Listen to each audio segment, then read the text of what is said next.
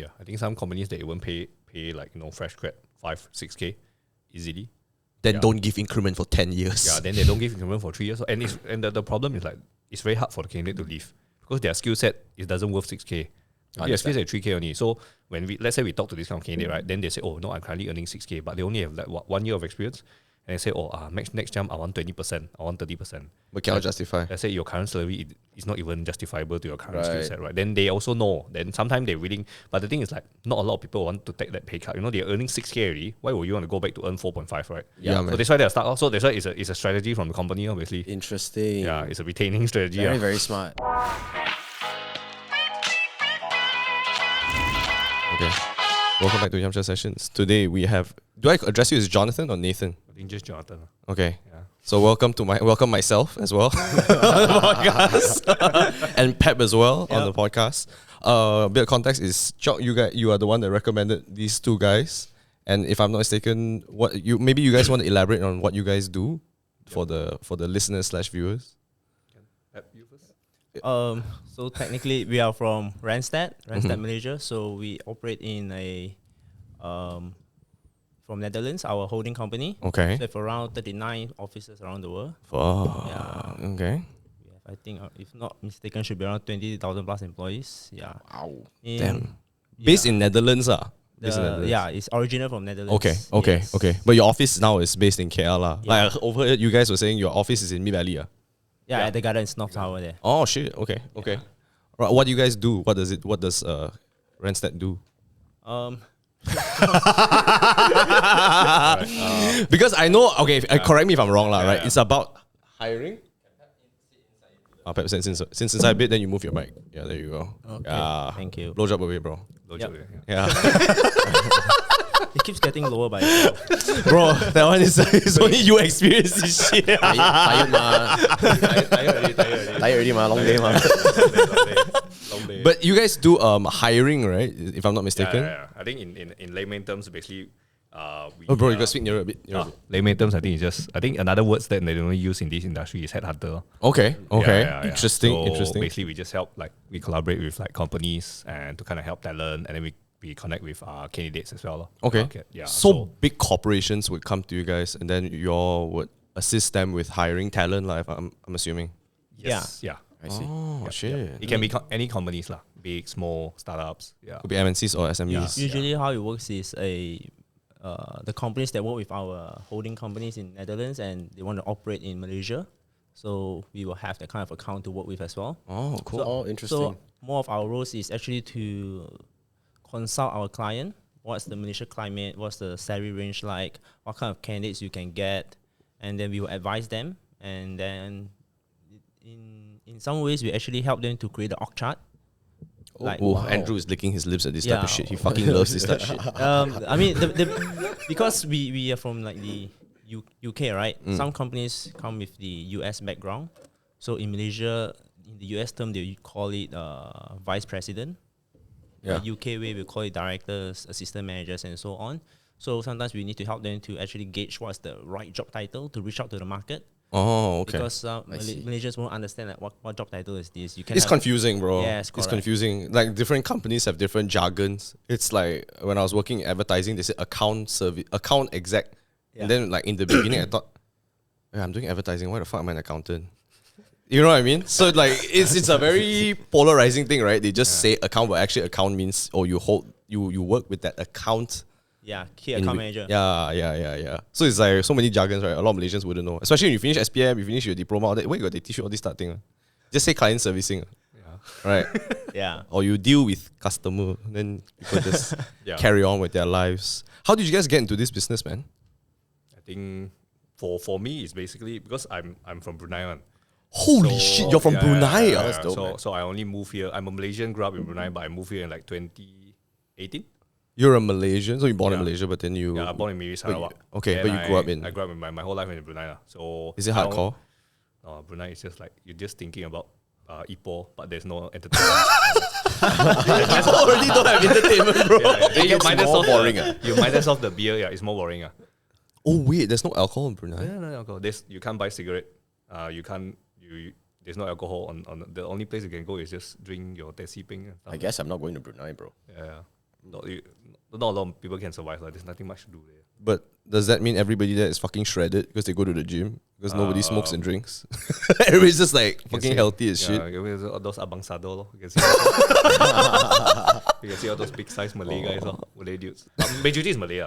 Okay, okay. Muslim oriented. So you grew up in Brunei and then you moved back to Malaysia? Yeah, correct. How did you get into this business, man? I basically moved here in end of 2018. So initially I never thought of wanted to go in. I just want to do HR. So I doesn't know the difference between internal and also external agency. So what we are doing now is external agency. It's like a service. Yeah, it's like a service. So in a way, it's also a sales role, basically. Yeah. And then so I always thought it's the same thing. So when I came in, then I interviewed a few places and stuff, right? So at the end, I end up with a startup. I don't know where you guys heard before, like, this place called Hiredly. Of course. Yeah, the job portal. Yeah. How do you spell that? Hiredly. L-Y. Oh, okay. It used to be WAP, right? Yeah, it used to be WAP. Yeah. So used to be WAP, and then I was there for almost 2 years. Yeah, Oh, nice.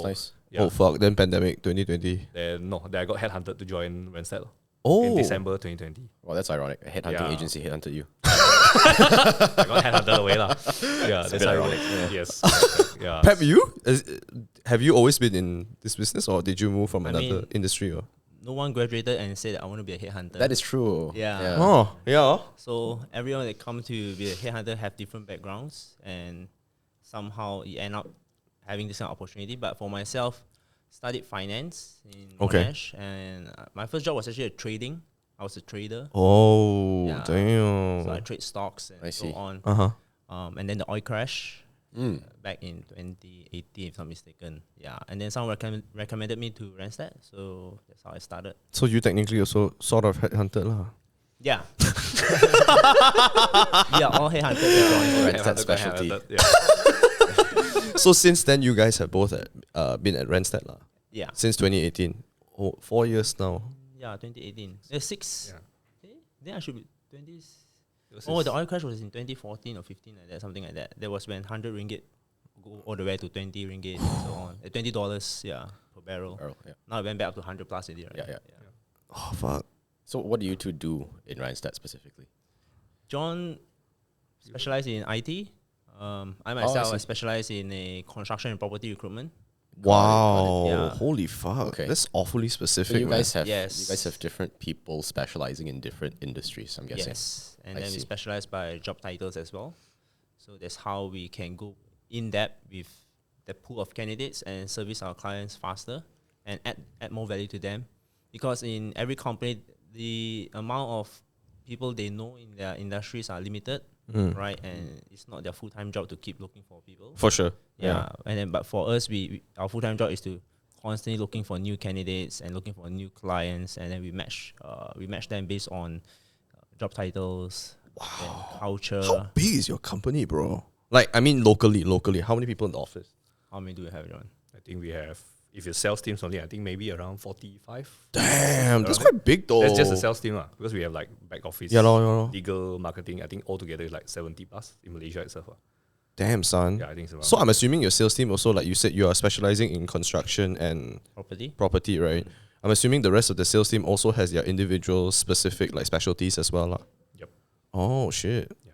So I think what we cover is like, construction, property, technology, and then also sales and marketing. Then I think within sales and marketing, you have different pillars as well, like manufacturing, automotive, and then like retail.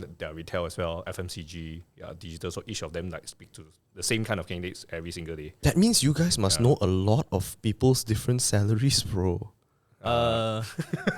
We immune already. Yeah. Sometimes you see people earning 30K, we are also immune already. You what the fuck? It's more of understanding how fast they get to that salary by their age and what's the exposure. What is the step to success? I'm assuming right now, everybody that's listening and watching this podcast, they want to know what's the lowest and what's the highest one. I want to know what the average is actually. What's the lowest, highest, and average? I think we specialize more on at least senior exec and above. Got it. I mean, minimal on 5K sites. But sometimes we do help clients on fresh grads if let's say it's some key accounts and then they just say that we need to hire a batch of Juniors. So we will take the courtesy to help them out to look for all these. But normally you're focused on the senior ones. Usually it's like managers at least and above. I see. Yeah, managers, senior managers, GMs, and so on. Because that's where they really need The our systems. help, because they are business owners and all may only know limited of amount Yeah. of people, right? Yeah, And makes sense. we will be there to help them to reach out to These senior these senior candidates. candidates, whoever suitable to them. It makes sense, man. Actually, when I was younger, I always thought like if you are a manager means you're manager. Easy to change, ma. Just go to another place, you become manager. Director means go on, ma. Just find director job, lor. Right? You always think that, but it's like how do you get found, right? Is it yellow pages last time? Like how does this work? Technically, you need to have someone to know someone, right? That's why our parents say always say about network with more people. Yeah. That's why where you get more opportunities, and also that you have to be open for opportunities and For not sure. just like You can't be too close-minded within your Correct. industry. Yes. Yeah, interesting. I had a few of my clients move from oil and gas to FMCG also, which is really strange, right? If you think about it, like you're doing very conservative work, especially in Malaysia. Like oil and gas is kind of like, oh, you have to do very like proper, dress nice to office, that thing. And then FMCG is so rush, it's like fast paced. Yep. And then sometimes people don't understand that different industries have different paces. And then they're like, wow, damn a lot, very heavy. Then sometimes it's vice versa. And then like, wow, actually quite chill one, that type of thing. It's interesting. It's interesting. What's the average for a manager, for an exec, and for a GM? Like salary wise, are you allowed to say? You mean wait? You mean exec and then manager and then GM? Actually, maybe that's a very poorly constructed question. Perhaps the question I was going to ask is maybe which industry earns the best. That's correct. Yeah, because I think every industry would have its they have different perks and what, right? Yeah, they have a different pay scale. Like Yeah. construction have their own, and then within Yeah, technology. poor have question. their own. But Yeah. then which industry would be the most lucrative then? lucrative. I Yeah. think we can only speak on the industry that we work with. Yeah. But I think if steadily on the career progression wise, IT perhaps. IT. I think because now the demand. IT is it's because of the demand. Because I think since pandemic, right? Because IT has always been there, right? So, but since pandemic, everyone goes online. You know, everyone's regardless of what business you are, right? They doesn't even know whether they need it, but they will just hire. Right. Oh because yeah, they need to go online, right? They need some developer to develop the website and everything, right? So regardless of what industry they are hiring, so I think it's because of this pandemic, right? So then I think everyone accelerated it accelerated. It was always there, but it's just not people doesn't talk about it. Yeah. So and now it's like it's there lah. But I think in the next, because I think it's not just IT lah. Other industries like sales and marketing, even construction, property, we also saw there's a increase in demand. So that's why we have like different specialists actually talk about the industry itself. If I'm not mistaken, right, I know a few of my friends that I grew up with, a lot of people at the time. I don't know about your generation. Wait, just to clarify, I'm born 1992. So are you guys around the same age as well? 1990s? Or? I think I'm the oldest. I'm 1989. Yeah, Okay, roughly more or around less, there. more or Yeah, less the same. more or A less, lot of people during our generation, I think, wanted to be engineers. Yes. Right? Even my friend always like, that's the dream lah. The parents say, don't do anything except for doctor, lawyer, and engineer. That's it. Yeah. But I the know whole Asia, I think. Yeah, that's it. That's the Asia thing. Yeah. But after that whole search, because if I'm not mistaken, I think when we all graduated, fucking a lot of engineers. Yeah. Then suddenly nobody want to hire engineer already. No, I mean I think because I give a lot of advice to my friends as well. So I always tell them that it's not what you study. Is once you graduate, do you want to work in that kind of environment? If you don't see yourself being at the oil and gas place out or offshore, then why would you study that, right? I know it earns money, but do you see your life doing that? Yeah, man. Right. And then if you want to study accounting, do you see yourself working in the office for maybe long hours at the beginning, right? And going through that kind of cycle. The whole grind 9 to 5. And, Our advice for the youngsters is where do you want to work? What you want to the type of place, the type the of environment, the culture, because that's where if you have the right environment and culture, then you can learn faster. You will be happier to go to meetings, for example. I like how all of us laugh when you say happier to go to meetings. Yes, yay! Very difficult to like Right. doing that. Yeah, Okay. so I mean, there are people who study doctors and then they just couldn't handle the amount of pressure during COVID It or is the a lot. housemanship. I have few friends going through that, so it's like I it's see. hectic, right? And then you never seen doctors actually protest at all. I mean, that kind of stuff. It is tough, man. Especially I think when you see death and shit every time, obviously Yeah. people get like there's a lot of blood. But it's weird, right? Because when you're younger, you never think of these things. You just kind of follow what your parents tell you to do. Your parents tell you to become like the The whatever. holy four, right? Yeah, the yeah, accountant, holy the four. engineer, Accountant, right? lawyer, engineers, doctor. That's it. Then you just I shut the fuck up and just follow what they say only lah. I just don't want to die, right? Don't want to get whacked by my dad, so I just listen only lor. Then after that, when you become everybody engineer, what the fuck? How to get a job? They no job. Yeah. Which industry is the complete opposite though? Because you were saying IT is on the rise. Which jobs do you see you feel as if there's too much competition, and then because of that, the salary and all that has been on the decline? If you don't mind me asking, of course. I don't think any industry has a decline in But more salary. stagnation, maybe? Yeah, more of stagnation. I think why IT has the kind of demand is because the ease of opening up the business, Yeah. right? It's like you can just have some investors in any countries and you can work mobile. And all you need to do is dump in the kind of money to build a company and just create an app. You can't just suddenly create a new developer company in Malaysia and, and just build houses, right? So that's why it's different. And then you can't just create a manufacturing plant overnight and start earning money. You need projection 4 or 5 years. So that's why IT has that kind of demand. I see. And that's why it's best to I mean, IT has the advantage on that sense that it's very mobile and quick investment. And all you need is like 10 engineers, right? You don't need 100, 1,000 staff. It's the scale. Yes. The scale is a lot less. Yes. So when you say you specialize in IT, is that in the context of programmers, software developers, Security. back-end IT? Or are we also talking about tech companies as a whole where you have business arms, ops arms, marketing arms? Does that fall under your scope of IT? I think for now it's more on the technical side of things. I see. Yeah, which is your programmers and then the securities, and all Got those it. things. So I think because we go by specialization, so each of them basically, like let's say I have like 20, 25 people, right? So each of them just focus on one kind of people. Examples. So they basically just talk to one kind of candidates every single day. So, and I mean, as long as, because I think the reason why we go like specialization rather than just a general recruiter. So I think the reason is because general recruiter, basically they will speak to different people every single day. Today they talk to you, tomorrow they talk to Pep, then next day they talk to me. Yep. So they won't really know what's the market like. But if you're doing just one thing, then basically they're very specialized in it. I So see. that's why we focus on tech, but within the technical areas. So. But if we talk about like sales and marketing, everything, that's where our other team, the Got it. sales and marketing, they comes in. I see. Yeah. So with respect to IT and in the context of technical hires, if I was a fresh grad looking for a job in the IT space, what would my average entry level salary be, and what would my salary adjustments be on average year on year? On year. So right now, I think we can see that the average, if you're looking at like fresh grad, right? So some of them they start at median of around maybe 3.5 to 4. Wow, that's quite good, man. Yeah, It's healthy, man. Around there. And if you work for like a smaller company, sometimes they can even pay higher, like startups. Yeah, they're willing to pay higher because they don't have a threshold on like, okay, what grades and stuff, right? Yeah. If you join MNC, that's where the grade will come in. Or fresh grad, you only can get paid this much, right? Yeah, so, and roughly between 3 to 4 around that I range. see. Yeah, for IT. Right. year on year? And in the IT space, and this is, I think, varies between companies, so not specifically within industry, but what would the average increment percentage be year on year, roughly? Okay, so right now, from what we see, is that in terms of increment, sometimes it can be as low as 5%, but sometimes it can be as high as 10 to 15. But the thing about IT is that they always take counter offer. So what they do is they go out and interview, they give this amount of money, right? Then they go back to the boss and say that, this is what people are offering me. I see. Then they will try to get the counter offer. So it happens, I think, because they are always going for interviews, so they want to know what's their market worth.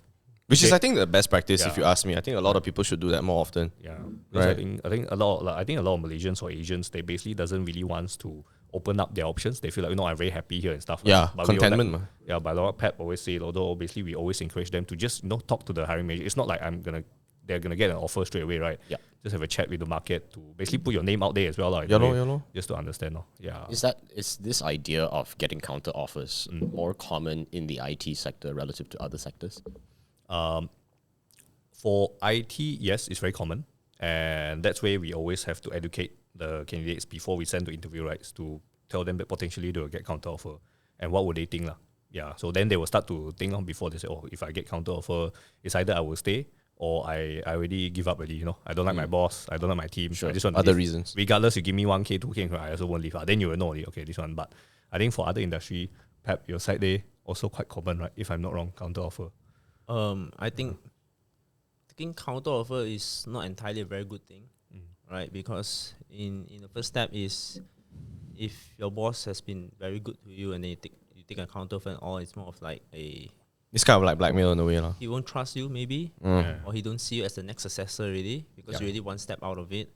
And worst case is you might not get an increment for 1 or 2 years. Wow. Oh, is that common practice? Wow. You get what I mean? Fuck. Are you serious? Advanced premium, right?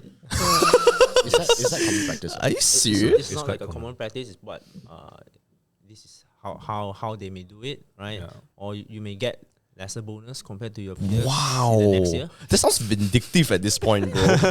Don't you think? Interesting. It sounds vindictive, right? It's like, wow, this motherfucker, 1 foot out, fuck you and your bonus. Or less.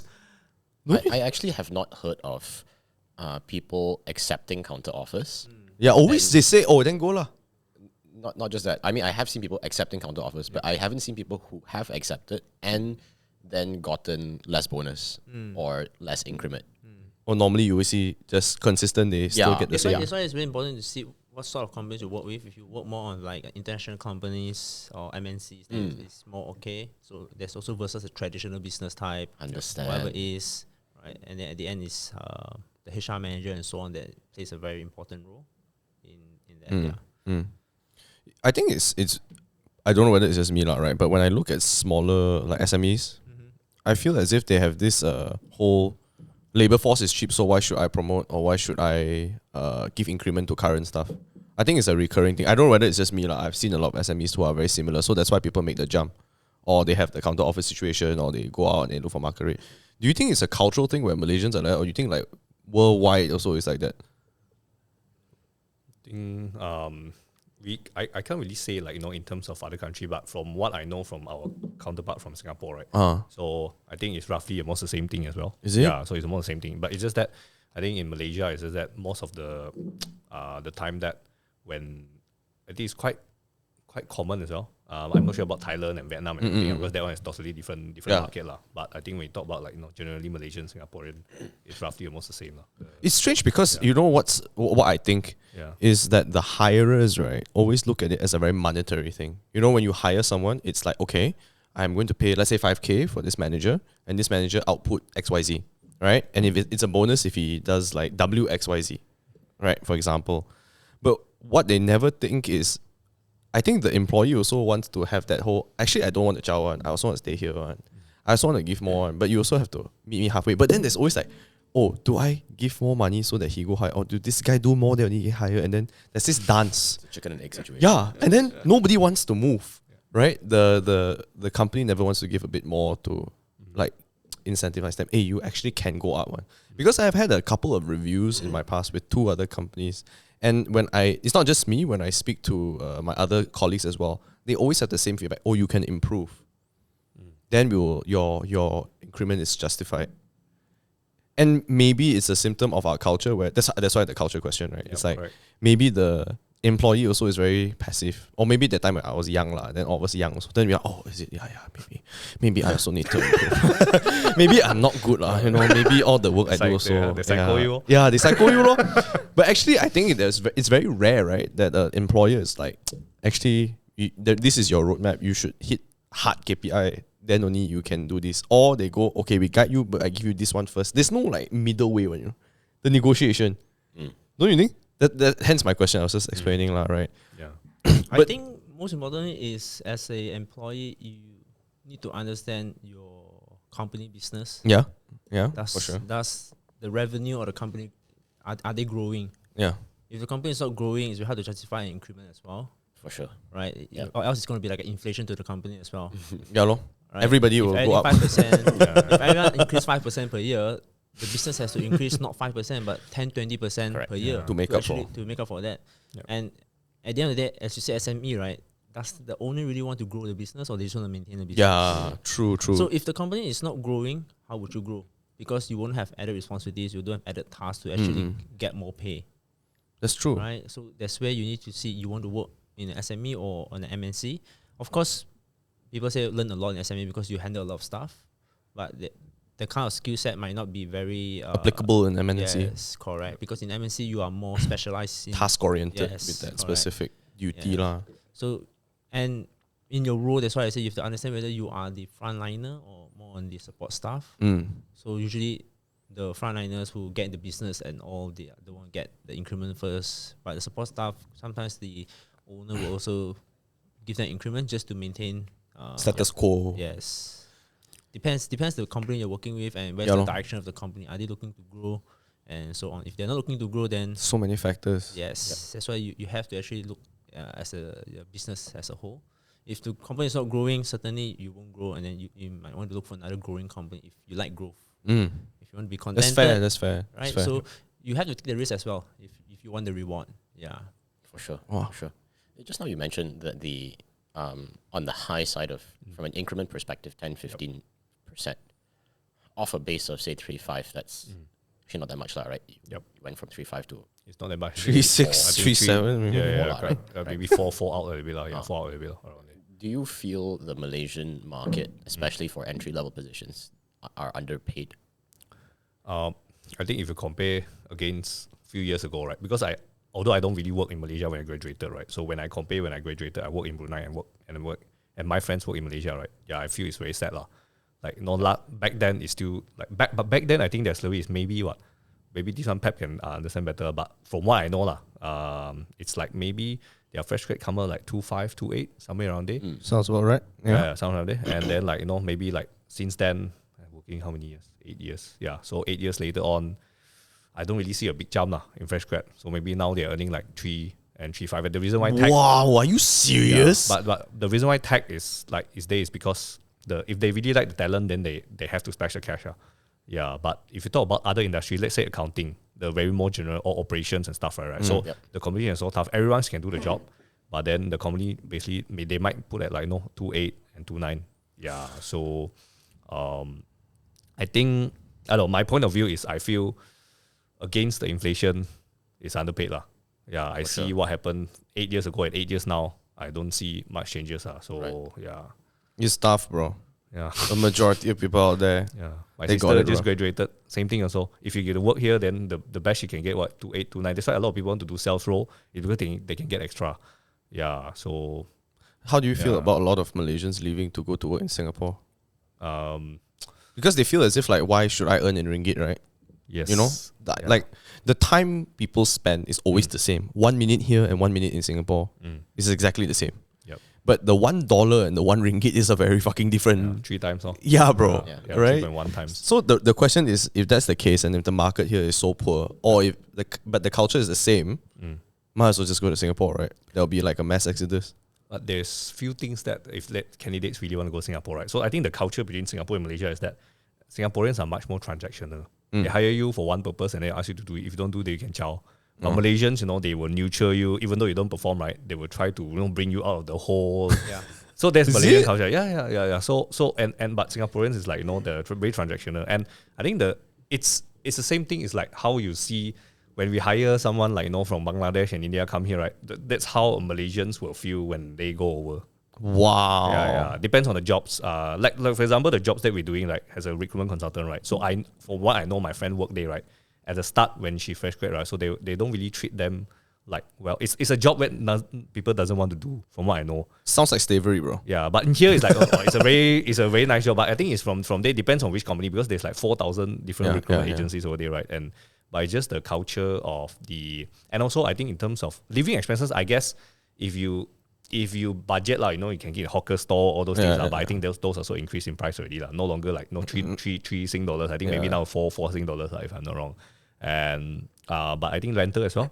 Because you're not living. Yeah. So even you get 3K, let's say 3,000 SGD, and you minus off 1,000, you only have 2,000 left, right? And then you stay in Singapore, confirm you spend money on. Yeah, confirm you spend money. So Transactional, bro. Yeah. You have to transact. Correct. You have to be like in their level. So that's a problem, lor. Like they spend money, then you also want to follow to be in the same league, right? Yeah, especially fresh grad, you want to be out there, So I think sometimes they tend to spend more. So I don't know whether they still have enough savings to convert back. Maybe yes, 500 Sing dollar left, so like 1,005 around there. Yeah, but I think generally for fresh grads and all, it's best to start your career in Malaysia. Instead, I mean, it's it's always better to see the Sing dollar is very good and all. But I think as a Malaysia, why start in Malaysia is because the opportunities An there, abundance, in a way. right? And if you were in Singapore as a fresh grad, then you're competing with Singaporeans for your next rank. But if you're in Malaysia, you get promoted, right? I mean, at the end of the day, is both skills are the same. It's no different. It's not like you learn doing accounting different than them and audit firm and so on. So as you have the progression, you got the opportunity to take up more responsibilities, to learn faster, and then you push up the job title, you get the experience, you get the exposure, and then once you reach a certain level like manager and all, and Singapore is going through the same thing, right? You have 10 executive, then become seniors, and then there's only 2 managers left. Yeah. So once you have the opportunity where there's only 2 managers, Malaysia, 2 managers, Singapore, then you make the switch. Then it's much more rewarding. Right. You learn faster in Malaysia because due to the opportunities available and the lack of talents. So you should see that as an advantage instead of like, oh, the ringgit is smaller. For sure. If you play the long game, Opportunity here is definitely more. Correct. You learn more compared to this. But do you see a trend in which a lot of Malaysians, you hear they say, I'm going to work in Singapore? Is it a real thing? Because for me, I only know like 2 or 3 guys who decided, fuck it, I'm just going to go to Singapore, bro. Has that been a trend? 10 to 20 friends working in Singapore. Oh shit! What the fuck? I mean, because they work in MNC, so it's easier to make that switch. Yeah, because their skill set is the same really, and they don't have local talents to work, so they need to find Malaysians to go over. Yeah, because I mean it's the same, right? Some people will quit halfway in their career to do other stuff and so on. Right. Yeah. Damn. What's your view on the job market in Malaysia? Is there a lack of good talent? Is there an abundance of it? Has it been difficult hiring good candidates? And what quality candidates as well? Yes, the one, the quality candidates. I think because Malaysian have now is I think 33 million. Population. If I'm not wrong, around there. So, but finding talent is not very difficult. It's just that definitely the talent. That's why a lot of companies are actually opening up in Malaysia, especially MNCs, right? They choose Malaysia is because I think not only in terms of the populations, but also in terms of the country itself. Because we have so many states, and then like the possibility of open up another factories is there. But in Singapore, I mean, that's it already. You can't do anything already, right? Yeah. So that's a way. Even Singaporean companies are also thinking about opening up in Malaysia because of the land that we have and also the potential of the talent wise is also more because Singaporeans, I think in Singapore I know that they hire a lot of like expats. That's why they are very easy to get expats approval. So but in Malaysia, because we have a lot of local talents, so only the very specific niche skill, then maybe they have to get overseas. But yeah, overall the talent is still there in Malaysia. So I think that's the reason why a lot of companies are started to kind of look at Malaysia as a country to expand to the APAC region in a way. I always feel that a lot of employers have this bias towards people who have overseas degrees also. Like, example, if you saw a person graduate from a local college university, compared to, this guy graduate in, let's say, Melbourne. Yep. Wow, bro, confirm you picked a Melbourne fella, give him 200 ringgit more and you call it a day. Is this true? I don't see it because you don't see it? I don't really see it because although they just like the candidate but then they don't really give extra just because you graduated from Melbourne or UK. Really? Not a lot of company does that They just go by structure. I guess you work in Shopee. No one get extra 500. Just language maybe yes. You speak additional language yes, but university not really. I don't know at that time. From what I know yeah. From my experience, it's not explicit where I look at your CV, say you're a foreign university, I give you more. But it is more likely for hiring managers to have come from wealthier backgrounds, therefore more likely for them to have studied overseas, and they are making the shots. So when they interview a candidate who is more like-minded to me, relatability I will is the view one. you as more intelligent, generally speaking. So that's why you potentially see a correlation where higher management studies overseas. So it's just more relatable. So it's correlation or causation, I think. Plus you also, in all likelihood, are more articulate and more confident and generally more exposed. So that, in a way, gives you the upper hand, but not explicitly, I have 2 CVs, I'll pick the Melbourne fella. Not really. I think it depends on the connection during the interview also. It's chemistry, most importantly. But usually for your side, it's the companies that come to you for this service. It's never the candidates come to you to link it up. Like, because I know it's your client is the one that's the big company. They come to you and they're like, hey, John Pep, we need to hire, let's say, 2 execs, whatever, 2 managers, etc., etc. But do you all have that service where people actually come to you as well, and then like, hey, I'm looking for a job, management position, FMCG, can you help me look? Do you all have that service as well? I mean, we help them. Of course, we always reach out to new candidates to see who's the passive candidate or the active candidate. Then we will see how they can fit the other companies. Yeah, based on their exposure, experience, and That means you all like have a database, actually. You have like a huge list of people, candidates, like at hand, how long they've worked there. Then it's like matrix, and then you have like many computers, and you're like, this guy's been working in this company for 2 years. This guy's looking for a move. He hasn't get agreement. I think they're like, oh, perfect match. you can see that way. Oh, so you all do have a database. It's sort of like JobStreet in a way. No, JobStreet is The job portal is job portal. Okay, we are not. Yeah, but whoever applied to our job, right? Because we have our own website, we post the job, right? So once they apply, then we have the database. I see. Yeah. But the JobStreet is more of like public, so you can see and then you scroll and all that. That's their main business, They sell job tokens or job slots to people to apply. Then companies will actually use them so they have to pay all those jobs in JobStreet. I sound so like ignorant, right? Because I legit am so confused. That's why I'm asking the question. Okay, so you gotta forgive me for that shit. Because I know that when you apply, the first thing that comes to my mind, and I've worked for my mom for like ages already. The last time I worked for like a big MNC was like Sachi, Arachnita shit. And that was a referral. Someone called me like, hey, you get this guy a job, then I got the job. Right? So I'm so unfamiliar with this process. But I wasn't sure because that's the thing. Like, if I was a candidate, where do I go? I go JobStreet, right? That's the only place I can go. There's 2 ways, right? If like you want to sell a car, you go to Muda or you go to the car page, right? Car and all. And the other way, you also will find alternative where you go find a car dealer as your second choice as well. So this is the option. Yes. But of course, the portal doesn't know who to reach out to. The car dealer will know who to help you to find, right? Or they really have their own list of people who already told them they want certain kind of stuff. If let's say you guys you guys found like what I was saying, the 2 execs for the company and everything, how would they give you what would your KPI be in that sense?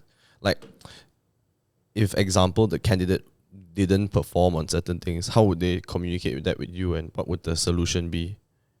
I'm sure it happens, right? You would have to link them up. Like Bobby works in, I don't know, Lazada, and you like, okay, Bobby got your job at Lazada, thanks bro. Then you like works that actually, yeah, bro, Bobby not so good. Bobby don't do ABC. I actually don't think that's your KPI, right? No, because I think that's why our specialization works is because when we train those, like let's say for example, we have a lot of consultants across the floor, right? So of course, we make sure that they are well equipped to know what to talk and how to see the CV first, and then before they actually talk to, let's say, this Bobby guy, because we don't want to send a candidate which is not even relevant Up to par or whatever. Yeah, correct. At least they are doing the same job in a way. Whether they are really good or not is up to the hiring manager to access But at least the skill set is right. I don't go and find an IT person, but he wants a manufacturing guy, right? But that one is too off But Yes. but there's no performance based metric in that sense. Where you just link up. During the interview, yeah. So we basically ask the projects, what they do, and then where they work, what kind of projects they do, whether they work in a team and stuff. Right? So we relay this to the hiring manager, and at least he have a context before he speaks to them, right?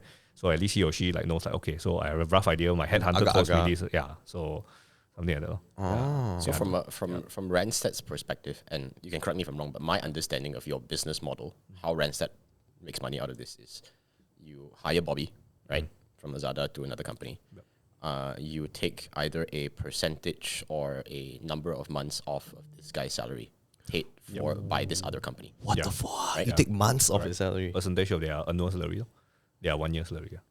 I see. It's a percentage of this person's annual salary, which means you guys are more incentivized to hire managers or up relative to an exec.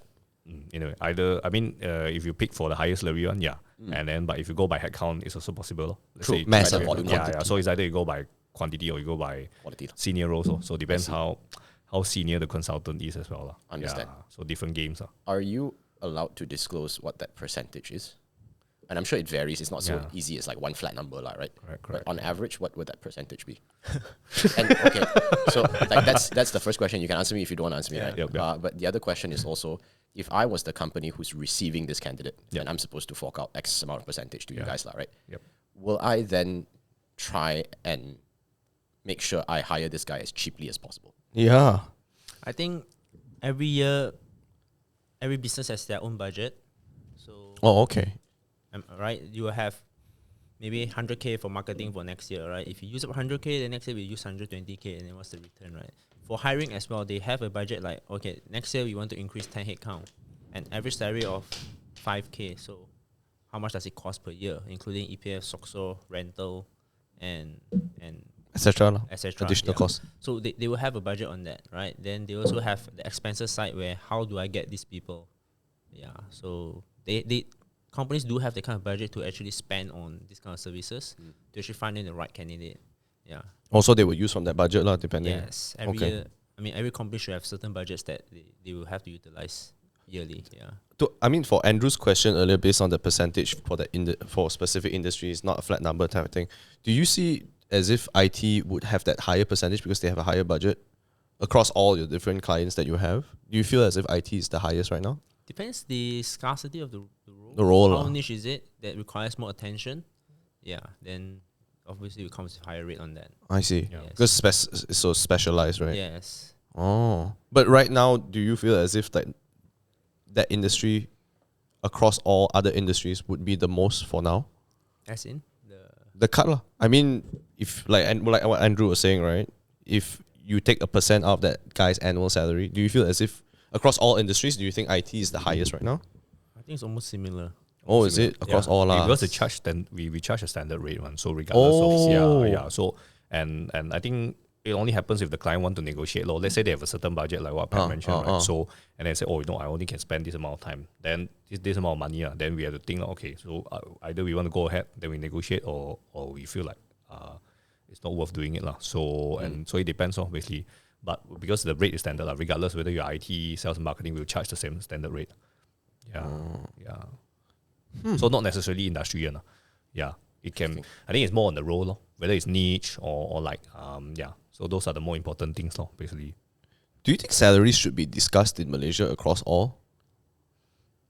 Like out in the open? Because I don't know whether you guys follow the Malaysian pay gap. The pay gap, right? Yeah. I think they have a Discord about it. But it's quite popular now. I think recently they published this top perks for companies. I think we're talking about it, right? Yeah. So I recently saw it. Yeah. But I think because it's very neutral, so everyone comes out and says about it, and the fucker remains anonymous because he doesn't want to. Yeah, so we don't even know who is the one creating it, right? But I mean, it doesn't really affect us, but I think it's a good thing that the market knows what everyone is earning, So it's a good thing, but it just depends on how the person takes, how the company takes it. Some companies take it very sensitively, but I feel like if you really want to grow, then you look at it as a benchmark. Then then you look at the current pay that you're paying your staff, or whether you are underpaying them or what. Yeah. I mean, just use it as a benchmark. So it's not like it's not even illegal. Yeah. You know earlier, Pep, you were saying how a lot of people should know what your company's goals are. Then only you can ask for a proper increment, or whether it's a promotion, whether it's rightly deserved and all that, right? But don't you think it's ironic that at the same time companies don't disclose how much they earn, how much they want to go? I don't know whether can you just ask like your CEO or your boss like how much are they earning and all that? You go through the reports. I don't know, as an exec, can you do that? How much your boss is making? No. How much the company is making? Company is making. If you're a public listed company, you have a view of that. But smaller companies, I don't think so. You can buy the report. Oh, for the bigger MNCs one, No, I mean any registered company you can actually buy the report. Oh shit, are you fucking So then you can serious? see their P&L. No, they just come out with their company report. Yeah. I think it's in SSM or something like that. You have to go to an office to buy like 25 ringgit per report. Oh. Yeah, again you can see whether the company is earning or losing money. But can you see how much? How much they're making? I don't think they break down. It's more of like the normal accounting thing you always see. Right. When we learn accounting. I mean, just the annual report lah. Yeah, the annual report. Right? Yeah. Oh, that's quite useful actually. Oh, I didn't know that. That's why every company got a company The secretary. SSM. Yeah. To actually to register all these. I didn't know that. I really didn't know that. What the fuck? Holy crap! You can just buy the report and then you have a look lah. Yeah. Oh, every registered company you should. Yes. Oh, I see. Because I think when you come into the workforce as a fresh grad or whatever, you just think I just want to get the best possible entry salary. I just want to work in this job, all that. But you don't really see the larger perspective of like, where is this company going? Where is this company earning and all that? It's good to actually discuss among your peers like the pay if you are on the same industry doing the same job. For example, we are both accountants for manufacturing industry, right? And then you have to see whether your one is MNC or mine is MNC, right? Because different companies different budget to actually scale up the business. Yes. So you can't really compare like, oh, they are getting 5K while I'm getting 3K, that kind of stuff as fresh grad. I see. Maybe they have tougher interview process and they only select 2 instead of 10 headcounts. Right? I see. Certain companies like, oh, they want 5 headcounts for that role. Right? For certain companies, I want quality, maybe I hire 3 but I pay more. So it also depends the hiring Different strategy. direction, how they want to Yes. manage their. That's why if you want to know whether you're underpaid or not, you have to see it as a whole, right? I see. I see. Yeah. In your view of the Malaysian pay gap, and relative to what you guys know, do you think whatever we see on the Malaysian pay gap is emblematic of what's actually the market rates? Because from what I'm seeing, it's generally people posting are like 90% very, very low salaries. And it's all 90%, man. Dude, I feel everybody earning 30K, man. What the fuck? No. I'm just like, I bro. feel like when I look at it, it's all quite sad stories, making 1.8, suffering at the job, paralegal, whatever nonsense is, right? Then of course there are that 10% who's like making like 40K in UAE, right? Or whatever lah. Do you think what we see there is truly tied to what the market is paying? Or is there a disconnect? I think So basically, is it accurate lah? you just want to see generally whether it's it's the same as what they're actually paying. Yeah. So I mean, time to time I will still see the Instagram, because some of it is very interesting story and they get paid this much. But I think it's kind of relevant to what we're doing. So it's not very far away actually, to be honest. Like some of them, they're earning 1.8, and it's because you look at the job that they're doing, right? It's not something very difficult. It's just like operations. Every day you do the same thing, right? So roughly that's what they're getting. I see. Yeah. So it's actually almost the same. And even you see the high earning one, let's say they are 27 years old, wow, they're earning like 40K and stuff like that, right? And it's because not everyone earn that. Basically, I think it depends on the industry. Like if you're talking about like some of the crypto company, remote jobs, I think all these because they're earning USD, so you can't really compare because they work remotely. So you have that as well. But it's quite similar to what we are observing lah. Yeah. Well, that's quite sad. Yeah. I think at the salary point of view, it's more of like if I want an increment, right? Can my boss actually hire someone younger or fresh grad to actually replace me, right? Do I have the bargaining power, the position to actually sustain that, right? It's like we're not going to pay a lot of money to actually cut our hair because there's always the average salary, the average payment there, right? Like 50 ringgit for a haircut or something like that. You won't suddenly go pay 200 for someone to cut your hair, that kind of stuff. So you really need to know, am I upskilling or I just don't want to do anything extra? Right? When my boss asks me to do more, then I say, oh, no, this is not what I do. I only work according to the JD. Sometimes your bosses try to promote you. They want you to learn the skill first, then they can justify to their boss as well that, oh, we should give them more. Sometimes don't take it as a bad intention that boss asks you to do certain stuff, exposure that you haven't done before. I think if you take it as an opportunity to learn it, and then you could present back to the boss, this is what I've done for the year. This is everything is What I've brought to the table that's new. I think it's really important to analyze every year by yourself as well, and then you can put it in front of your boss to say, this is what I've done, this is what you asked me to do, and I asking for 5%, 10%, 15%, for example. Then it's easier to actually have that kind of conversation to get an increment. Yeah. I see. It's a strategy on For sure lah. I think that's like ideal situation, right? Yes. A lot of people want to have that whole conversation with their boss. Unfortunately, I think it's always this like Asian fear of hierarchy. When you look at your boss, it's like, oh, I have to talk to my boss. First of all, I'm fucking young. What do I know? I'm damn scared. I mean, generally, right, a lot of Malaysians. Number two, if I go there, I say whatever, so my boss will be like, but it's not enough. Being criticized, even if you did anything new, sometimes I think also a lot of us are put under pressure and you can't present what you've done that's new or better or whatever as well. Because you're put under pressure, right? Sometimes people don't have that. So sometimes also I feel it's the onus of the employer that should try to bring out what the employee can speak. It's just that I think now it's just everybody's so pressed for time. So employers or HR managers are always like in a rush to complete the meeting versus really try to speak to the employee. And this is coming from like me, right? I work for my mom, right? So when I see her deal with employees as well, there is a fear when they have a conversation sometimes because they're scared. They're like, oh, if I say something wrong or whatever as well. It's not like my mom is a bad boss. I think it's just that sometimes they confuse the respect with fear as well. And I think I see it across a lot of other companies, whether it's MNC or SME. Yeah. Don't you feel? Generally, yes. right? They're just, I can't speak well, so I better, don't say anything. But I think wrong. what Pep said makes a lot of sense. What personally I always do is when I work throughout the year, end of the month, you just write down 3 things that are legitimately noteworthy that you've done that month. So it's very much like if I'm on TikTok, I see a nice restaurant, just write it down. If I did something good at work, I just write it down. Then at the end of the year, you have like 36 things to brag about.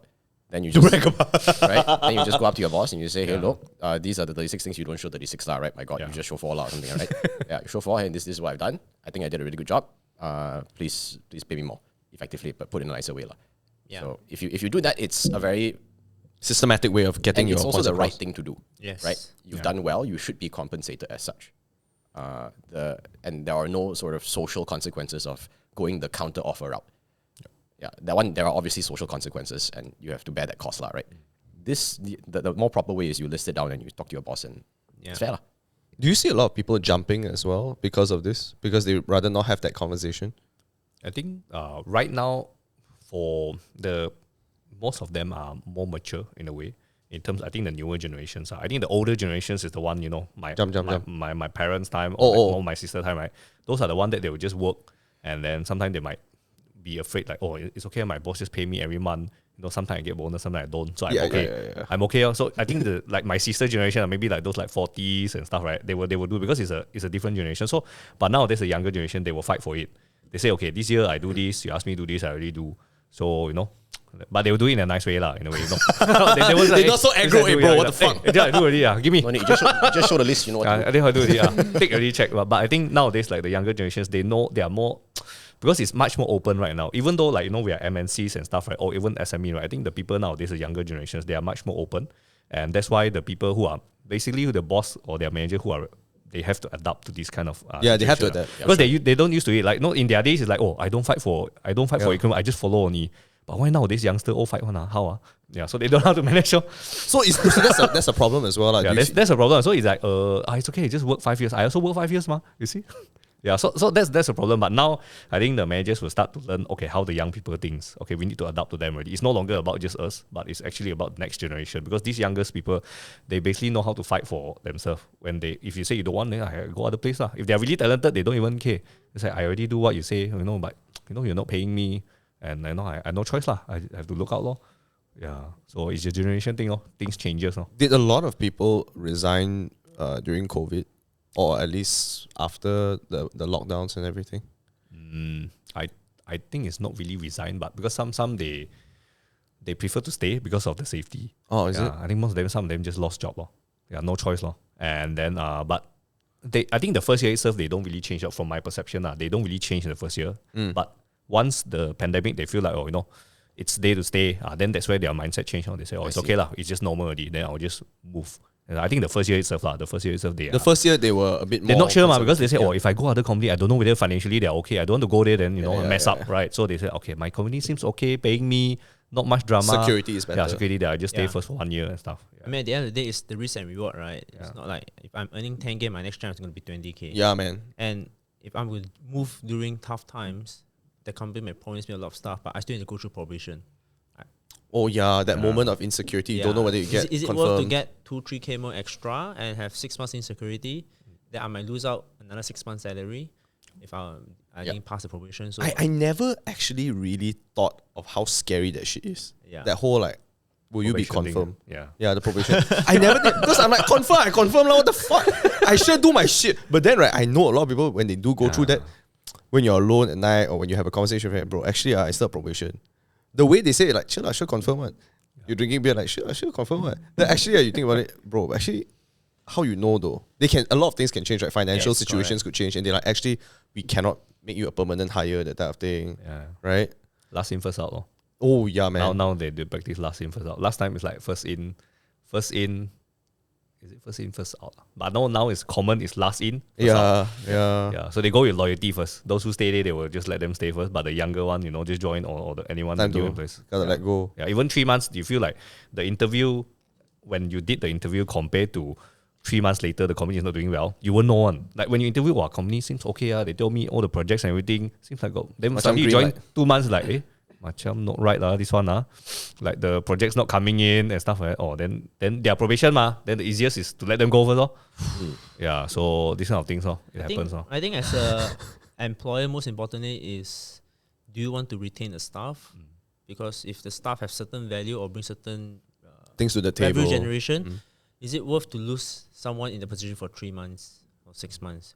Or is this person really 6 months away to become actually able to perform, right? So you have to take account into that when you going through employees probation. Yeah, the risk and reward. If you want to train someone new again. Yeah, man. There's so much time. Very painful, Yeah, so much You time. know, right? Or is it just maybe 500 more to keep the person in, 1,000 more? For to not go through that hassle of going Training. We all know Training. training a new person takes a lot of time and get them devotion. getting familiar with work Yes, processes. Yes, to understand how it works. Culture also in the office. Yes. I think a lot of people don't talk about office culture here. I swear to God. Like people don't talk about it. You just go in and then you think like, oh fuck, I'm just gonna work here, then do the work, then follow my checklist, everything. But then after how come macam I'm not ngam here? And then you find the right place, then you're like, wow, everything here is so smooth. So because you're like culturally matched with that company. But I don't think a lot of people have that conversation.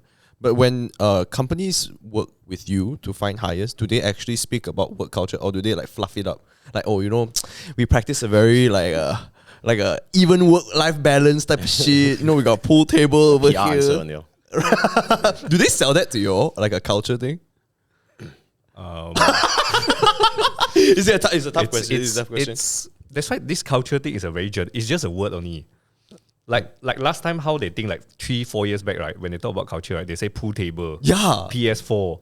Yeah, that is not even culture. It's not culture. This is buying a fucking item. Yeah, bro. yeah, correct. So last time they know the younger perception. Oh, what's your culture like? Is it like a ping pong table PS4 Last time that's what they think. The younger one. But now people really think about it. Okay, actually culture is the environment. The team and stuff like that. So that's the right question. So that's why we always educate even the younger, the fresh grad, right? When we go for interview, right? When you ask about culture, right? You need to be specific, because your hiring manager will ask you back, okay, what do you want to know about our culture? Then you're stuck already. You say, oh, do you have pool table? Then the boss will say, like, who's the first person going to go to the pool table? Who's the first person going to use the PS4? But actually, I feel like those companies that do have pool tables and No one go PS4s, there. nobody No uses one use them. No one uses No it. one really use it. Yeah. In my experience, because in Shopee's office you have a whole bunch of ridiculous things, right?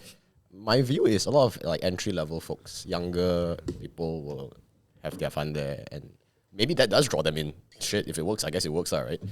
And if you do your work, then I guess no complaints, right? But you see, like middle managers and up, we're too stressed to even look at it, bro. I don't even know where the pool table is.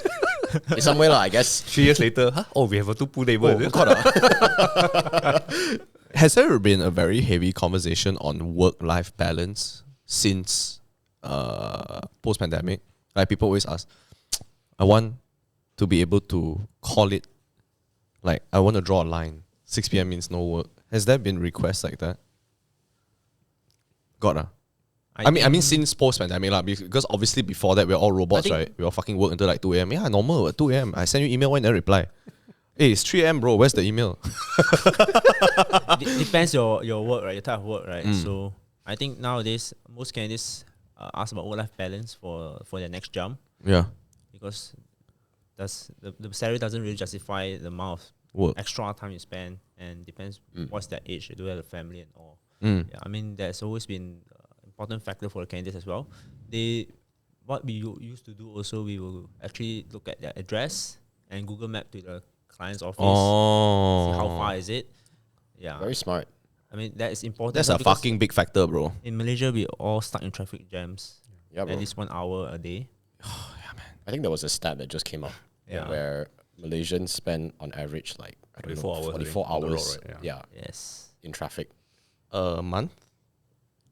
Is it a month? I think a month. Yeah. I think it's something like So that. it's like if you're gonna stuck 2 hours It's 2 hours a fro. day, working A day? day. Yeah. and then previously you were working nearby for 30. You go there for 30 minutes. Does 1K justify 2 hours per day? Would you Yeah, want to do man. that? And you go through probation. Yeah, man. Oh, very smart. I actually never thought of the distance one. Yeah, Oh, that makes a lot of it's sense. always been on my fucking thing. I mean, So that's your first choice. So yeah. Even when I dated girls, right, I was like, hey, where you stay? There's some okay, bye-bye. Got one time, right, bro, one time I dated a girl, right, from Subang, you know. I like Subang, 15 minutes. Was also jammed, half an hour. Okay, lah, can jalan lah. Then she said, oh, I changed house, so I moved to Klang. Oh, you break up. Fuck. Bro, relationship didn't last, bro. 1 month later, like, it's not going to work out, man.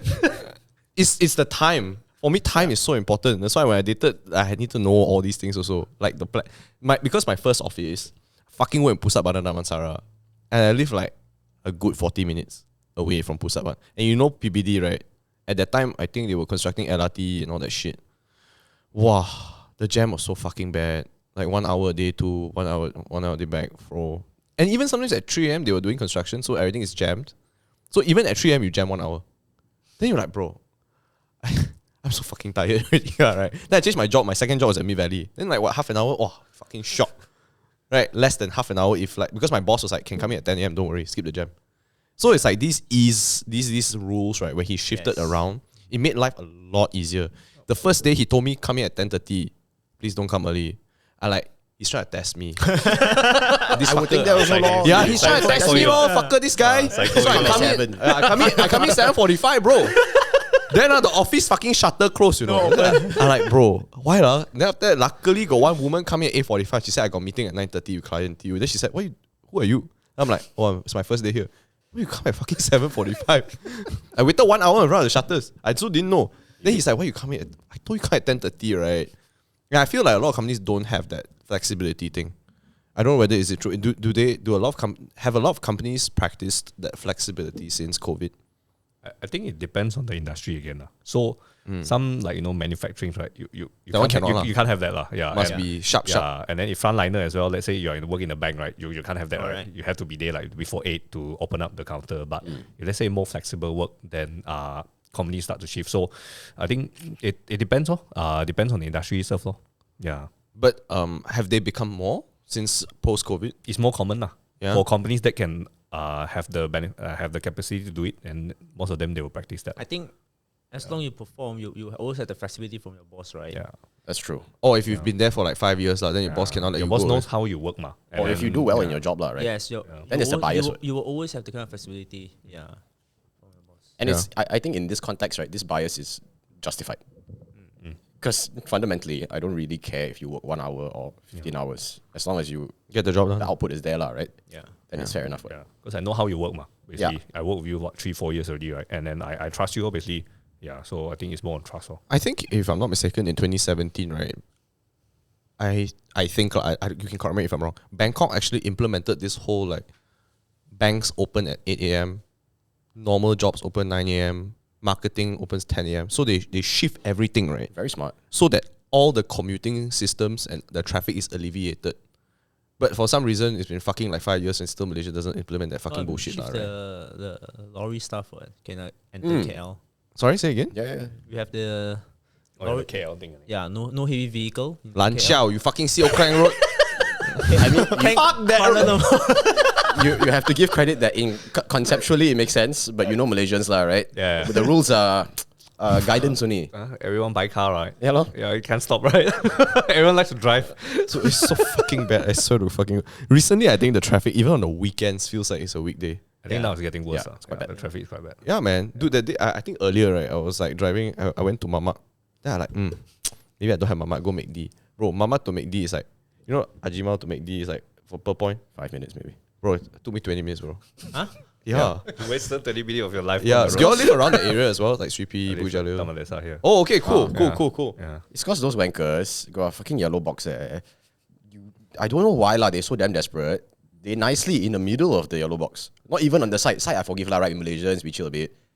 Smack in the middle, then all chao tu already lah. Just damn bad. I swear to God. That's why the commuting time and all that. It's just gotten worse, I feel. Yeah. So, but what about work from home? Have a lot of people request for that recently because of the traffic, because of like safety, right? They're scared to be in the office. I don't know, you catch COVID or whatever, lah, right? Have people requested that recently? Has that been part of the requirement? I think it generally one of the questions that they will ask, candidates. It's generally one of the questions they will ask. Do you think it's deal breaker? Not really, if let's say they feel like they have that connection with the hiring manager, even after interviews, right? So sometimes they will forgone that, they will just say, okay, I feel like I'm not happy in my current job. Let me try this. Even though there's not much in terms of, I think the thing is for any new joiners when they join a company, right? Sometimes you start remote, right? Straight away, right? For 1 month, right? You might feel disengaged. Because you never met the person, you don't know how they work, so you never see them physically. So every morning you wake up, right? You see the computer, that's it. So you never know. So that's why we always advise candidates, right? Although it's flexible, but try to be there for 1 month, at least 1 month. To show face. You know how your team do. Yeah. Then once 1 month, then you know how your team work already. Then easy for you already. Yeah. So that's what our suggestion is lah. At least 2 days a week in the office until you get familiarized. Then the flexibility is there Yeah. Again, it depends on industry lah. Some industry you just can't do it lah. Like bank, have to be there. Yeah, certain roles as well. Like the files can't leave the office, right? So you Right. have to be Yeah, bankers. Oh yeah, that's or true. legal. Privacy. can't take- legal. Yeah. Wow, damn. Right, like legal, banking, manufacturing, accountants. Yeah, man, that's true. I never thought about that way. But it's so sad, I feel like it's unfair, right? Because I know there are people who work from home. They get the same salary as people who have to go to fucking work in office. And now, if you think about it, right, the salary don't match one. Because this guy gets the same salary, same industry, okay? But this one works from home, takes home, let's say 5K, give you a number, 5K. This one has to go to office, same role also. But you have to pay for petrol, pay all this shit, right? So in the end, you waste the time and the money to go there. But people never have this conversation because they think it's just, flatline, what's my take home? But do y'all advise this when because you said you Google Maps, right? The distance and all that. Do y'all advise this like, hey bro, just want to tell you, salary may be higher, but I think you spend 1 hour go there from your place. It's not their incentive to deter them from taking the job. Do they ever consider this? Or people just forget because they're blindsided by the number? I'm not sure about it's because mine is on the commercial property, right? They always go to sites different. Oh, yeah, sites true, and all. true. Yeah, so Oh, yeah? rarely had that kind of conversation. Yeah, I think here is because our side in technology, right? It's always the first choice to actually work from home because by rights they don't even need to be in office. They just need to have a computer, internet. That's it. Yeah. So so it's always the default kind of thing. Do you guys does the client work hybrid or work remotely and stuff, right? So it's always the default questions that they always ask. Then but nowadays because they open up already, so a lot of companies they prefer to see the person. So they say okay we can do 1 week 2 days in office lah.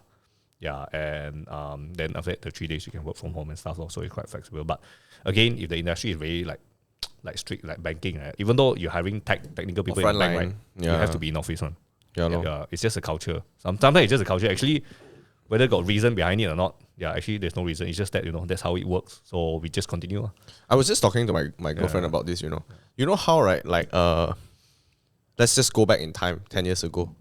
Then you go to, don't say lawyer lah, don't say banking lah, but if you look at MNC jobs, you would have to go into office and you have to wear button down and all that crap. Suddenly, right, I think late 2017, 18, everybody starts to work out and then wear workout gear to the office. I don't know whether you noticed this. Is this true? 2017, 2018? Yeah. Not that I've seen. Like in the US also you see it, right? Like Lululemons and fucking everybody just wears tights. Girls wear tights, they wear the shoes, like sports shoes, and then they just wear in the US, yes lah. Right. Yeah. Local context, not that I've seen. But over here now, I think, especially after COVID, it's like that already. It's like, really? Yeah, for sure.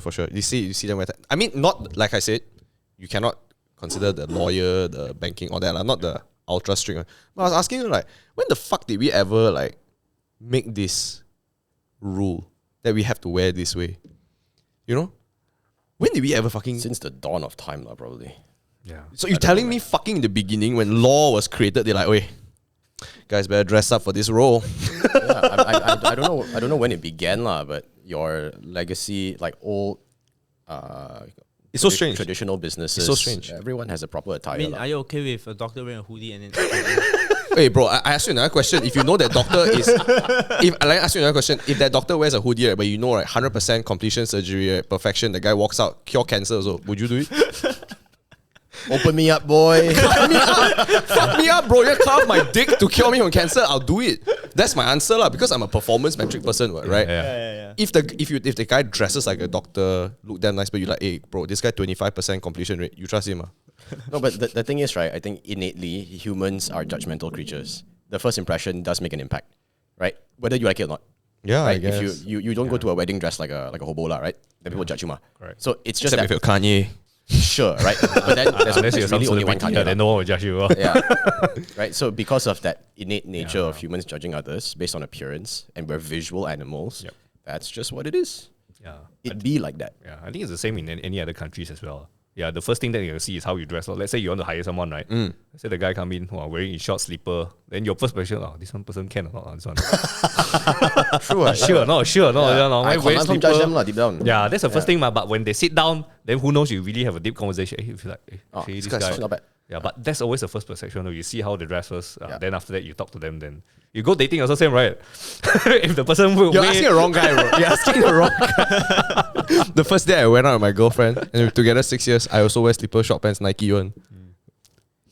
But back to the conversation, right, of the what you wear and what you do. Do you feel as if like the trend has been shifting to a more casual thing when it comes to your work? Yeah, I Tech think maybe, for tech, they can wear slipper, come no one cares because their performance is based on whatever they build.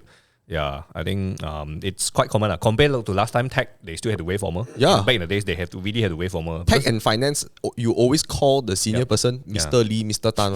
Yes. Why? Why is everybody the fucking Chinese guy you call him by his surname? Hey, Mr. Wong, I need to approve my leave. It's never the guy's like fucking normal name one. Like Chi Wei, hey Chi Wei, can you help me? No, hey Mr. Wong, can you help me? But after that, right, that gradual change, right, especially after COVID, but I remember before COVID, my ex-boss was saying, you can come to office and wear whatever you want. Actually, I don't give a fuck. But when you see client, go wear nice. Yeah. Right? Fair enough. Yeah, correct. So he said, I don't care what the fuck you do, right? There's a shower in the toilet. Okay, you want to go gym, do whatever you want. You can come back, shower. You just make sure you have proper clothes over here when you see client. So I thought that was very fair, right? Yep. But sometimes I feel like even the legal ones, like when you practice law and shit, even in the office, the whole time, right, you have to wear a fucking suit. Only Friday you get to wear No tie. Yeah, bro. Oh my god, Jesus Christ. Yeah. The amount of iron you need to do every day, every weekend, you basically wash all the clothes, they iron. Yeah. That's your hobby, I think. And that's why I feel it's very unfair, because when I was going to go to that topic of when people go and they apply for a job, the dress code is never discussed one. So example, in my line, right, when I do events can either mean the high profile one where you wear a suit, all this, etc. And it also can be the nitty gritty shit where you have to better wear jeans, bro. This one you have to carry the heavy crap, right? Yep. So you have to dress the role. But no jobs, although they demand you to dress that way, give you allowance to dress that way. There's no, I can't even think of one. True. Law also, bro. Like if you go work, if you become a fucking lawyer, right, you better have at least 4 suits. If you can afford the law degree, you can probably afford a suit. But my point here is they don't even give you an allowance to wear that. Certain jobs they do give allowance for. Oh my god, please tell me which company, bro. Just fucking disclose that Time shit, to bro. apply. I go on LinkedIn now. Yeah, some companies for certain roles they actually give An allowance for you to. annual allowance to actually buy all this. It's damn unfair, bro. Because at this point, right, if you have no allowance, you have a fucking nice suit, but underwear all got hole one, bro. You're just like Pep swinging his dick there, bro. Inside nothing. That's why Pep uses his dick as a belt. Bro, but I'm telling you, it's so unfair because a lot of times when you hear the conversation of, yo, why the guy's shoes so thorough one? Not like you fucking give him allowance to buy him nice shoes to attend this event also. You know what I mean? I think it's not fair. True. Yeah. I don't know whether it's the same overseas or not, but I know Malaysia confirm. I can't even think of one company that's like that.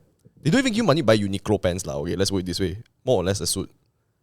So far, not really. I think nowadays they only give you allowance to buy your Petrol?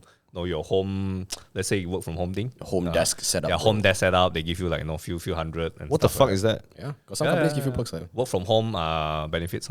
Yeah. Work from home allowance. They call it. Yeah. So you can maybe they 1 year give you like 2,000 just to buy laptops and stuff. No way. I mean there's some not all. Really? What does this mean? Like you buy a screen or like? Yeah, you can buy monitor. They can claim something like that. Wow. Yeah, but got limit lah. It's not like you're happy. Yeah, of course. Yeah. Later you go and buy Alienware. Yeah, go and buy Alienware. You spend what 8,000 on a monitor. You buy a 65-inch TV. I need this to work. I need See, I can attach my laptop into it. Got HDMI port one, means legit. Yeah. boss. It must be curved, boss. If I cannot work. Yeah, okay. But I think for dressing is not fair. I really think so. Because it's a lot of money, And when you keep going out and keep going out, right? It's wear and tear, ma. Yep.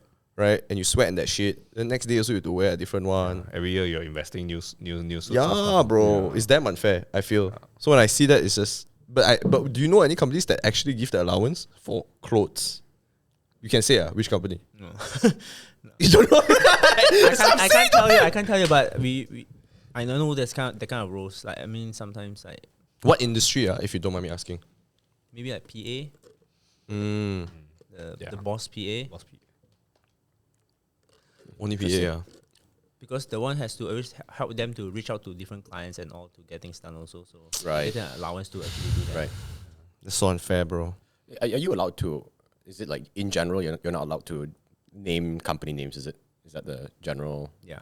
understanding? I Oh, see. fuck, So if I cannot. were to ask you, what's the say company that gives the highest average increment, that would not be a No an answer. It's better not to give lah, because understand. who knows who watching this, right?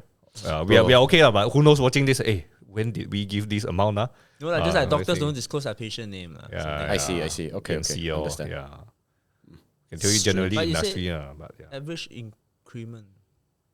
I think every company works differently on that. They see how they want to reward their staff based on their Right. annual profit and all. Understand. Yeah. But I guess where I'm coming from is sort of like, if I were to compare, I guess I can name names up because I don't work in Randstad, right? But right, if I were to compare my friends who work in Maxis, for example, Yeah. getting average increment percentage down to the decimal places, Decimal, like bro. 5.6% or some Oh, nonsense at a base of 3,000, which, by the way, I just calculated last night. If you earn 50,000 ringgit a month, 0.5%, it's like $500. It's like absolutely nothing, right? So if you earn 3,000, 0.5% is nothing. So they get paid increment very, very tiny. Relative to other companies, on average, they pay, I don't know, 8%, 10%. So my view is, a lot of people, when they take up jobs, their perspective is, oh, Max is offering me 4K, this other company offering me 3K, I'll go 4. But you're not factoring in the growth trajectory thereafter, year on year. And maybe if you work in this other company, you'll break even by next year and surpass it the year after. Bonuses as well. They never really consider that. Yeah. But yeah, I guess the average increment perspective is So what I would like to it know. might be the I don't know if Maxis or what. The company strategy is to give a high basic but very, very minimal increment to actually capture talent. Could be Right, a right, strategy. Right? It could be their strategy on that. So I see. Yeah, it can be. I think some companies they won't pay like fresh grad 5-6K easily. Then Yeah. don't give increment for 10 years. Yeah, then they don't give increment for 3 years. And the problem is like it's very hard for the candidate to leave because their skill set it doesn't worth 6K. Their skill set is 3K only. So when let's say we talk to this kind of candidate, right? Then they say, oh no, I'm currently earning 6K, but they only have like 1 year of experience. And they say, oh, next jump I want 20%, I want 30%. But cannot justify. Let's say your current salary is not even justifiable to your current skill Right. set, right? Then they also know. Then sometimes they're willing, but the thing is like not a lot of people want to take that pay cut. They're earning 6K already. Why would you want to go back to earn 4.5, right? Yeah, So man. that's why they're stuck. So that's why it's a strategy from the company, obviously. Interesting. Yeah, it's a retaining strategy. Very, yeah. very smart. Yes. Yeah. But do they disclose this to you all? Yeah, because we help them to hire, we need to know what's the budget. Yeah, then we roughly know already. If you want to give a fresh grad that high, right, there's only one reason. and you're able to get the best talent because Yeah. they want the money, but then they can't leave after that. Yeah. It's Because the best scenario, actually. they are Best scenario for the company. They still earn more than their peers, right? And then Yeah. Wow. And then their turnover Could be is a very strategy. low, very low. Yeah. Yeah, low turnover. They don't need to worry about. I need True to lah, find true new lah. candidates. Yeah. I think that's actually warranted. But I feel like that should be the way in some, like at least for 3 years, you good. I think now that I think about it, strategy wise also, Yeah. works both Smart ways, lor. You can say the HR is smart, they strategize this. Yeah. Yeah. Versus Not every company can pay that, That's why course. only certain company have the money to I can hire a 6K fresh grad. Yeah. How do you know when you're priced out of the market from an employee's perspective? Like, say I'm making 5 today, Yep. and I've been working for 4 years. How do I know when when a company doesn't, or generally companies won't pay me more, like 30% more, based on the number of years I've worked? How do I know where that threshold is? Do I just have to keep interviewing and find out, or is there a better way? You're talking about pricing yourself out of the market in terms of if you jump so much, then after that you cannot jump already because the cap is there already, is it? Yeah, like everyone has a general threshold, right? Based on number of years and the industry and the actual scope of work that you do. So in the context of this person who fresh grad goes into this company, earns 6K, obviously price of the market. Because when you try to look for a job, you can't get that 20-30% bump with 1 year experience. So that's that threshold for this person, right? But for everybody else, right? Say I go into a regular job, 3-5, tech programming, how do I know where my threshold is? Do I just need to keep interviewing to find out what the market is willing and not willing to pay? I think, let's say if you talk about tech, right? So because I think the market is quite open, so they roughly know, with these years of experience, they should be getting how much, because their friends or their connection, right, is within that space. I see. And it's very open. I think, but maybe there's certain industry which it's not that open, but I think for technology-wise, it's quite open. So basically, they will roughly know one. So they will ask around their friends, right? Hey, when you join, how much you get? Then they roughly know. Then they ask another person, they say, okay, I think I'm a little bit underpaid. Let me talk to my boss and stuff. Or they just go for interview. Yeah, but again, I think the advice is like what Pep say. So basically, rather than you go for ask for increment, right, without any solid justification, right, at least you do something for that 1 year, and you tell them these are the projects I do, Can I feel like all successful one can I ask for increment or not? Yeah, I think rather than you going out, I mean you can go and keep interviewing market survey and stuff like that, but the thing is, if you never ask, I think company is always like that, employer. You never ask something they don't give you, right? So there's certain companies which are good enough. Every year they review your salary and make sure you get paid enough, but not every company goes through that. Not them so can't man. Yeah. They feel as if why should I pay more? Yeah, you when no one asks, right? That it's always like you don't ask, don't give. Yeah. So actually they can give one. It's just that since no one asks, okay we keep quiet for the next 2 years. Yeah. More profit. Yeah, but nowadays people are very open about it. They will just they know their peers. I think in construction same also, right? I guess they will know how much their peers are earning as well. So there is a lot of value about being transparent about your salary, I suppose. There's no real harm. Unless not internally, right? Not internally, yeah. Yeah, not internally. Internally you will create hostility, bro. Yeah, people them imbalance. Imbalance. But within your peers from other industries or other companies, then it's still okay. I see. Which is so weird, because actually if you think about it, right, and you really do have that conversation in your company, right, and you ask people how much you earn, and you really have that conversation, it might create hostility, but at the same time, don't you feel as if you will know where you stand? And then if people were very constructive with, let's say example, all of us work in the same company, right? And then I find out I'm earning the lowest. I would have to ask myself the question, how come I'm earning the lowest, right? Then I'll be like, okay, so now I know I'm earning the lowest. I'll talk to my boss, hey boss, actually I want to know why I'm earning the lowest. Then the boss say, actually it's because this. If everybody fucking transparent, right?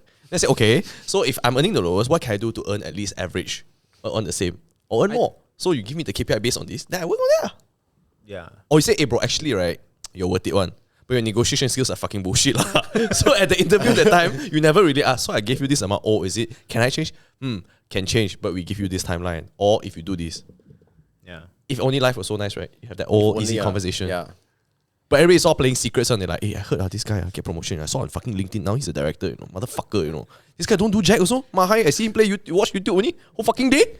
Right? Then you just this gossip, then mass exodus. Everybody all child from the company. Because nobody has that conversation. Yeah, I am personally a supporter of being transparent about my salary, even if it's internal. But I'm a bit twisted in the sense that I don't necessarily take it negatively. Even if I'm being way, way, way underpaid relative to my peers doing literally the exact same thing. I will just take it constructively and that becomes the new goal. Then I know that that's the threshold. Then that's good information for me to have rather than don't have. But obviously, most other people are more human about it, right? I get paid less, I dulan. Yeah. And that's about it. See how your EQ is. It's either you get angry or not. But I think one of the things which I think some companies, to make it more fair, is they put a grade. There's a grade, okay, these are the range. So better performance, they get slightly a bit higher. And then not, but you're still in that range. So I think it's still fair. If they do it, then it's quite fair because they go by grade. Okay, let's say senior executive, they get paid within this range. And then basically, I think that's fair. Yeah. Then let's say you're a better performer, you get towards the near high end. Then you are just okay. You get a lower end, but you are within that range. So I think it's fair because you can't pay everyone the same salary. Yeah. I think paying everyone the same salary, then communism, bro. Yeah, it's like everyone okay. All manager earn 7K. That's it. Right. No need to negotiate. Yeah, but I feel like it's not healthy in a way. So I think by grade and a range, I think that would be the best. At least you have room to play around. I think as an employer, you need to have a bit of room as well. Yeah, you can't pay everyone the same, right? Because you need to know, okay, which one contribute better. Okay, maybe I'll give this guy more. Otherwise, it wouldn't be fair. All your best contributors would leave. Yeah, because they feel like, why I pay the same as this person and we're doing this. I do more than this person, but I get paid the same. Then I'll just leave.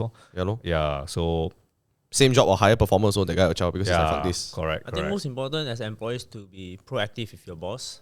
It's like 1 year before you're like, I'm looking to get 10% increment. What should I do? Yeah, right. If he said we can't give 10% increment, then you may ask what's the highest you can give, and then how can I work Let's be towards real, it? Yes, and then if I want to get 3 months bonus, what should I do?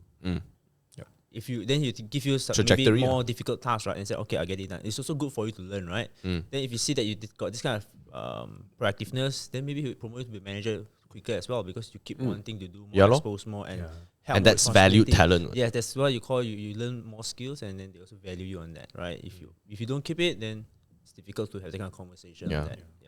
To change the topic of conversation a little bit, I just want to ask, because so I go to Japan before COVID very regularly, and I was speaking to my friends there, and he was telling me how he worked in his company, IT company, for I think like 5-6 years, and he was telling me, oh, it's too soon for me to chow, and I was like, bro, Savage. 5-6 years in Malaysia means you're furniture already.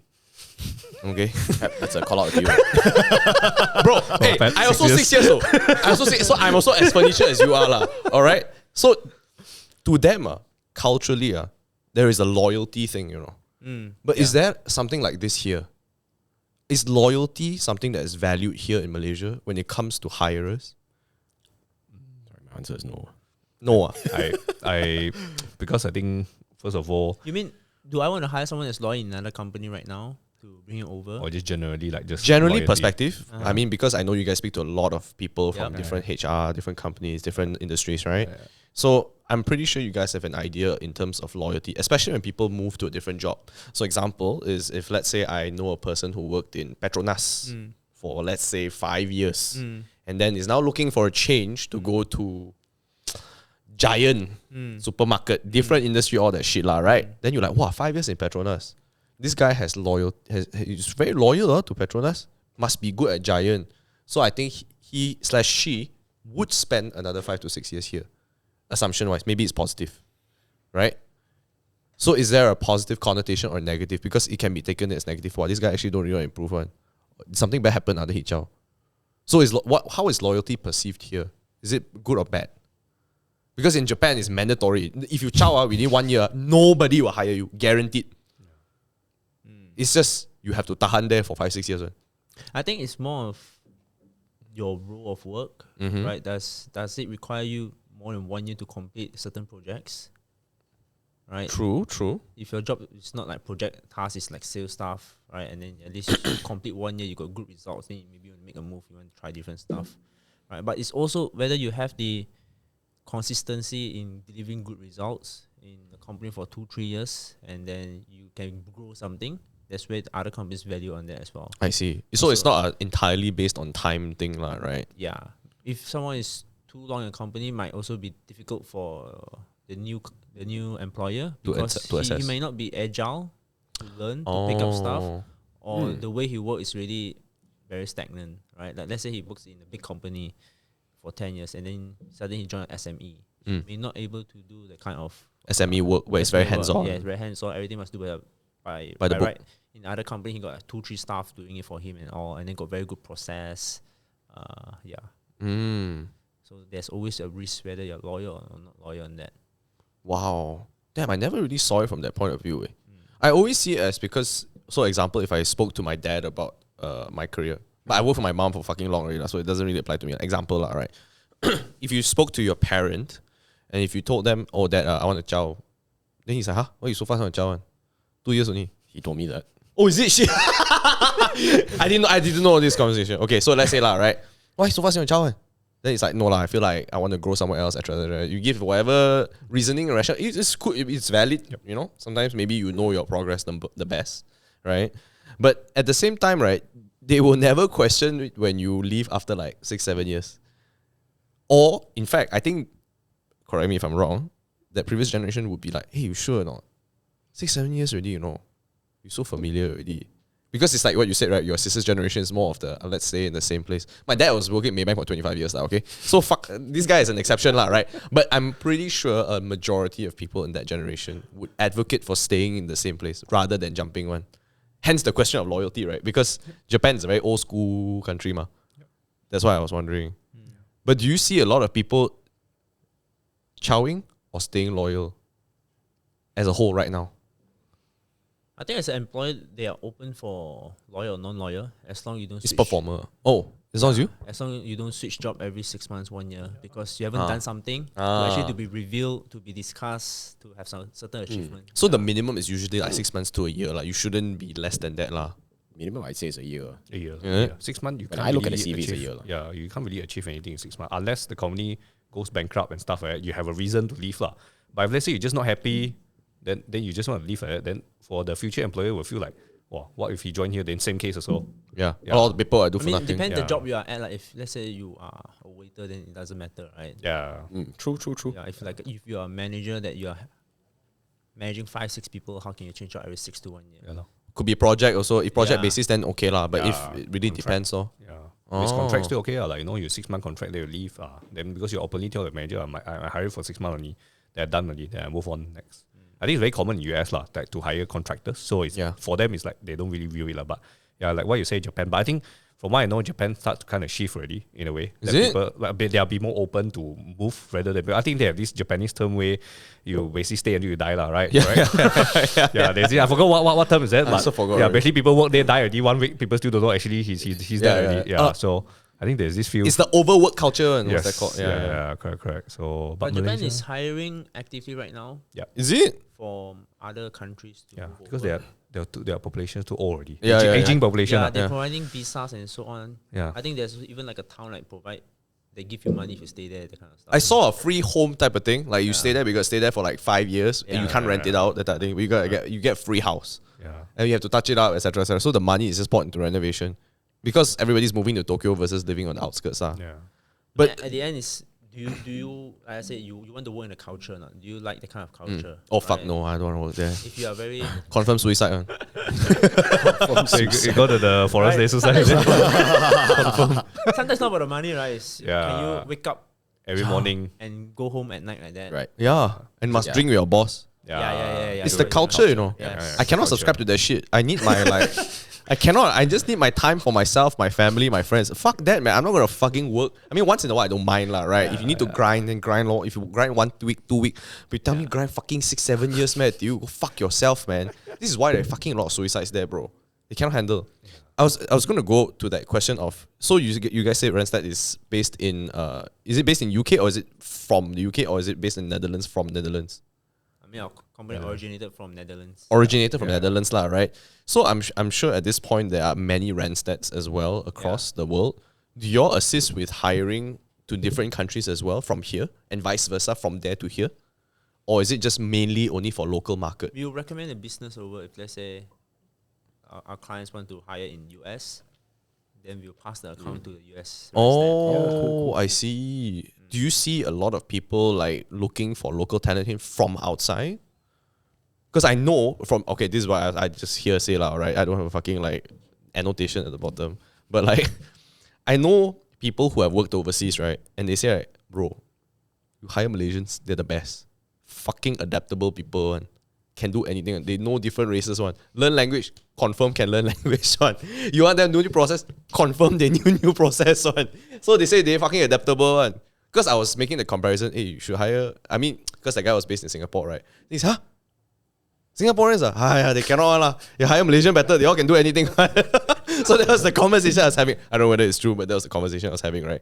So, but do you see a lot of companies from overseas poaching for local talent in Malaysia? Or do you think it's just like only for special jobs only they hire from here? Depends though. Is it? Depends On the industry or? the industry and then the company that gets the project. I mean, at one time, there's a lot of Malaysians that go to Dubai, UAE because our contractors were selected as the main contractor for Wow. the F1 Grand Prix there and all. Yeah. Because I'm very sure if you throw an opportunity like that in front of a Malaysian, confirm the fucker take one. He will ask, so can fly my wife or not? My kids can or not? Got school or not? As long, Accommodation yeah, and team or correct, not? correct. Right? They will confirm say yes. I think like if you throw an opportunity like that from Malaysian, I find it very, very difficult to believe the guy will say no. Or that girl will say no. Right? True. I mean, if the salary is exponentially more, which It will I'm confirm be assuming more that's one. It'll be more I one. mean, the kind of salary and all, it could be a very short-term thing, right? Because You uproot your life for only a temporary because 1 the year. company also only got budget for that for 3 years, right? They're not gonna do that for 20 years unless you are godlike. Like candidate, then Yeah, they you don't stay there mind, for. and then they can't find anywhere in the world, only you. Then maybe it's different. But so far not many lah. The approach for Malaysian talent, yeah, not many lah. Yeah. Is it difficult to for a normal Malaysian to find a job in Singapore and move across, Not really. get visas and all that? I think It's quite difficult, right? Actually, It's actually quite easy. Quite easy. Huh? Easy, yeah. Malaysians visa. That's what our Singapore clients say. Like Malaysians to get the visa for Malaysians is actually very easy. They approve Let's very fast. go. So the Singaporean government basically treat like Malaysians as like mean- what they see Malaysia. Yeah. Yeah, I see. they see what's a specialization, accountant, lawyer, whatever it is, Yeah. where you stay, what kind of degree you have. Yeah. Then Oh, just Let's They go say lah. it's quite Just fast, fuck it lah. Fuck Malaysia. Let's go. next week we go. Fuck it, I apply right now. But I see a lot of people going lah. It's the fucking SGD, bro. Yeah. I know what you say is completely true.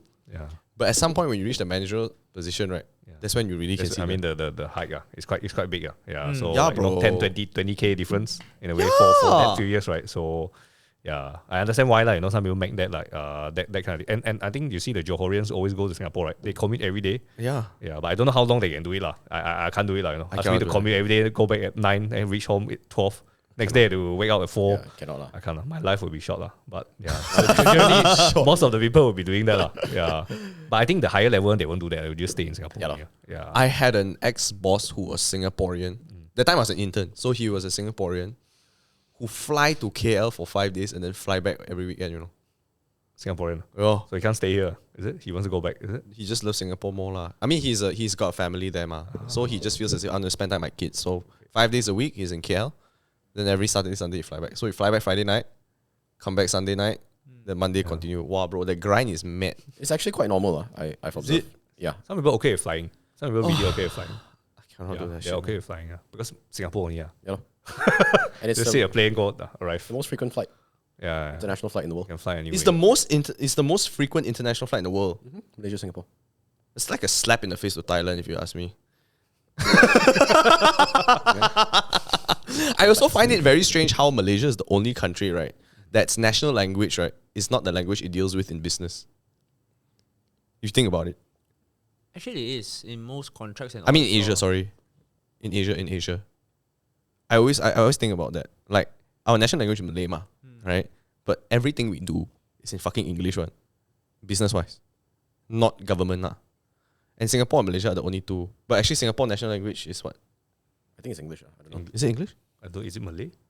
No way. What the I fuck? don't know whether it's Singlish, Malay or not. Singlish. Should be Singlish, yeah. fuck Huh, off. They used to be Singapore used to be from Malaysia, right? You So won't qualify. Singapore national language. I don't know how they're Malays. Terrible. So I never really hear a Singaporean speak of Malay. yeah, exactly. It'll be Holy very shit, weird. it's Malay, bro. Malay, right? It's Malay. Because they used to be from Malaysia, I think. National language. So, yeah. Malay is our It's just that common. we always see it as a national- Chinese country. That's it. Yeah. It's their national language, Malays. Yeah.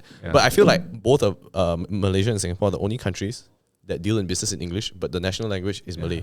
Like if you go next door Thailand also, right, or Vietnam or some fuck like that, right, straight away it's all like Yeah, their own Vietnamese language. and, Their yeah, own language. even Japan and Korea. So it's like, what the fuck? Actually, we got them a lot of advantage, right? But I think a lot of Malaysians feel as if, like, going back to your question of the Singapore thing, they feel it's a very distant dream. Kind of feels that way, lah. I think most people think that way. I also think that way. I was thinking like, if I applied for a job in Singapore, sure they say no one. Why would they hire me? Sure got so many fucking better people already. That's the whole mindset I have, lah, right? When I was younger. But now I'm older, I work from home, I don't give a fuck, lah, right? My commute to work is a 5-minute bicycle ride, so I don't give a shit. I'm not gonna fucking work in Singapore and take the train and be crammed with so many I people, think lah. they're paying 3K for a dishwasher. Is there something like that? No way, what? Dishwasher. Or is it the Time mamak, to mamak go, one? boys. The mamak one? One of Singapore. Yeah. restaurant. 3K? Because 3K they lack of $6. the, I think, is it the cook, the food, the meat No, goreng or- dishwasher. Dishwasher? Yeah. Dishwasher. Dishwasher 3K Sing a month. Yeah. Like No local wants to do the job. So they hire 15K ringgit. Yeah. offering to Malaysia. 15K ringgit. No lah, 9 only 9K lah, lah. fuck you. 9K. We haven't times 4 yet, bro. No. 8 times 5. Times 3, ma. 3K nine, Sing. around there, 9K. But still fucking a lot though. Yeah. For dishwasher. Ah. But here also we have a lot of sourcing problems when it comes to hard labor jobs. Correct. Blue Right. collar. Blue collar. Yeah, I know a couple of my friends who own cafes. It's so hard to find labor now, right? Because they all just chow back to wherever they come from. And a lot of, similar to Malaysia, a lot of locals don't want to do the job here, right? You'd rather be abang grab also, you earn more. Yeah, Abang Grab earn a lot, man. Is it? Yeah. If they really work, like no one whole day, they earn quite a bit. Make a lot. Flexible time some more. How much do they earn? 4 to month. 6, I think. No fucking way, bro. Yeah. Are you serious? And that's not even the hardest worker, Yeah. by the way. They just drive only. I mean, I'm in the food delivery space, right? So I understand a lot more about riders and what they make. The hardest worker I've seen made 9K. Hardest worker lah. Okay, the guy is the goddamn outlier. He's a freaking machine lah. This guy, he's like, No need sleep one. This guy, no need sleep one. he's like rumpit the whole way, throw food. Oh, I'm not sure lah, right? But the guy is a monster lah. Check his summons. I feel like their incentive is so different because it's time based, right? So the more you do, the more you earn. But that only means, right, less safety for everybody else on the road, lor. Yeah. And your food is just basically a rojak lah at that point, right? You're like, you come fillet of fish, it becomes like baby food, really. You know? It's like because hancho, then it's like rojak already. You're inside the fucking box there behind. True. Yeah. But I didn't know they earn so much, right, compared to here. I mean, compared to like the regular office guy. There's a rider shortage in Malaysia. Is it? Or generally, yeah, riders, not just riders lah, but Grab drivers. drivers, They're generally quite intertwined. There's a huge overlap there. But there's a significant supply shortage, so naturally the price goes up. But if you look in other countries in Asia, Indonesia, huge surplus of drivers. Vietnam, huge surplus. So the cost per order being paid is significantly lower there. Here, we're the only country. But I think the riders only extend to Klang Valley, ma. No, that's not true. What? Yeah, you've got. I mean, apart from Penang, I mean, we didn't like. You don't go to like, I don't know. And Ipoh I think they do. They do. Ipoh's got a Grab, man. you've got Food Panda in every state. Actually, Grab is for every state. Yeah, so both. Fuck. Wow. I didn't know that shit, way. Rider shortage all across the board. Huh.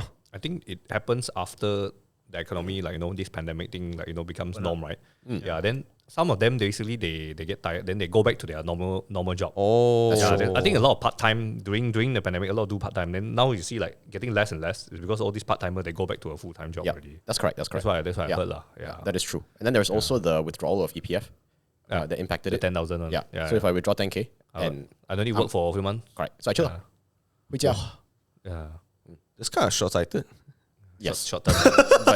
but it's a different segment of population. Yeah, right? they just are chill. more the lower income, right? The 10K makes a lot of difference for them. Yeah, Yeah. they can survive for maybe 1 year. They can do 1 year. Yeah, they can. Bro, 1 year with wow. 10K. Yeah. God damn, son. Dude, mama every day, man. Fuck. You can't. Bro, I think it's roti kosong. Roti kosong Ice and kosong every day that's it lah. Every day. But can though. Morning, afternoon, dinner. It's possible lah. In theory, it's possible. Yeah. You possible. intermittent fasting, bro. Just eat once a day. Fasting. Yeah, the life will be shortened lah. So Get- 1 getting year, shredded. next year that's it. I lah. thought it was the complete reverse because I thought everybody is going to become a Grab rider because of the amount of pay and also because of that gig-based economy. You know, I'm sure like that term has been thrown around a lot, right? A lot of people are like, oh, we're worried about the country going very gig-based versus focusing on their career. So that's why I thought like, oh, maybe everybody just wants to be Abang Grab, bro. Earn a lot of money, fucking chill. But work around your own time. culturally, also, our population is mostly Malay, right? 70%, I think, distribution. They can be quite content with whatever they make. Even though in theory there is unlimited upside, right? If I fulfill 1 million orders, I get paid a lot of money. But when they hit that threshold of what I think is enough, they'll stop. It's enough. Yeah, It's a cultural it's a culture thing. Yeah. thing. Yeah. They will just do the minimum. That's it. Fuck. I think in general, Malaysia is lack of population. Yeah. Lack of population. Yeah. Yeah, lack of population. Definitely true. Thailand is 10x us. What the fuck? Are you serious? I think we should have around 60 million. Yeah, because the country is so big. Yeah. Yeah, so 30 million considered quite small already to cover so large land. Yeah. I think it's also because nobody wants to have kids. Yeah, generally, I think every Because country. we're so poor, doesn't how to want have kids? Yeah. Everything is so expensive. My salary 2A, like, how to have kids? Yeah. Do you guys feel as if like there's just less and less over the days of like talent? Or do you think still abundant talent then? I think the talent is still there. Like. It's just that the next 10 years one. Oh, then GG lah. that one we know. Because now people doesn't have kids anymore. Ma. Everyone only have 1 kid. Let's say that's a max already. And that one fucking expensive already. Yeah, so we are part of a generation where we have like 3 siblings. That's my generation already. After my generation, then my next the younger one. From what I know is like they have like 1 siblings. That's it. Yeah, lor. Yeah. So the next 10 years we will see how. Yeah. We've But gone like now, Japan. For now, still okay. we will eventually become like Japan. Nobody wants to have kids. Then automation. It doesn't make sense, right? I mean, if you want to hire a person to do a repeat job over and over again, the guy won't do it, ma. What's the point? I think generally all developed countries will end up like that, Yeah. right? Yeah, generally, yes. Right, you pay more tax to actually cover more living expenses. and all, education, health and all. Then you start getting people from other countries to do the hard labor jobs and all. Yeah. Unless you open economy like US and you give everyone visa, and then you build an economy out of it. Wow. It's so fucking sad, actually, if you think about it. Yeah, as long you are going to be developed, then you have this problem. There's no real incentive for you to have a kid as well, I feel. Don't you think? Like, what's the incentive? You cannot sleep properly. You know? One day your kid's gonna say, fuck you, daddy. Number 3 is gonna cost you half meal. The investment doesn't make sense, bro. And later you send you OFO's home. By the time 20, you say, Dad, can you give me allowance? Yeah. He's gonna live with you and bug you, so you can't fuck your wife. Because I think now, in the next few generation, right? So I don't think whether they can afford a house, that's another question already. Yeah, especially the next generation, because our generation, the house is so expensive already, right? So I don't know what will happen for the next 15 years, right? So they live in a squatter. Yeah. So they'll just leave their parents, I guess that's how it is. Yeah, I just cannot imagine. Because I know a few of my friends who are trying to have kids. And the amount of work you have to put into having kids. And it's not just like your body is incapable because you're older now. I'm like 30 already, right? Yeah. And it's not just the age. It's also because I think they tell me it's stress. Right? It's like financial stress. It's also like your work stress. And it's your family is pressuring you to have kids as well. So it's like so much of these external factors are making you feel as if why can't I produce a child? And that's the only reason why they want to produce a child. But if you really think about it, it's so hard. And not only that, the government doesn't really incentivize. Like I think my friend told me that IVF is like 40K just to try to get pregnant. Oh, is it? Yeah, bro. 40K to try to get pregnant. It's not even a guarantee, you know. Yeah, I think the one they put in tube and those things, right? No. It's the one that you have to inject for hormonal. If they can't really have kids, right? Yeah, they're just trying. They're trying really hard, and she's my age. It's so hard. Yeah, it's so difficult. And you better come from a wealthy family, otherwise you're fucked also, man. Like normal salary, how to afford that type of shit. Yeah. Right? And I don't know how at that time, right, parents can just like I remember I asked my brothers, right? So I asked my mom, my dad, like, were you ready when you had? No, we didn't think, we just do any. Then got kid lor. Then we just find a way. But I think now, right, you cannot afford to do that shit. So fucking scary, way. You think twice, Yeah. Yeah. There's only one. Yeah. And I think that time we had because my grandparents are from Malacca. And then my grandma's from KL as well. So my dad's side in Malacca, right? My mom's side. And my grandma also didn't really take care of us because at that time, my parents could afford a maid as well to take care of us. And nowadays, nobody has a fucking maid, bro. Part-time contract Yeah, maid. yeah. No, go full-time. Right. How to afford impossible. You take away 1-2K of my salary, I damn dulan, let's put it that way. 1.8K. Dulan, I can't even survive. I'm roti kosong already, bro.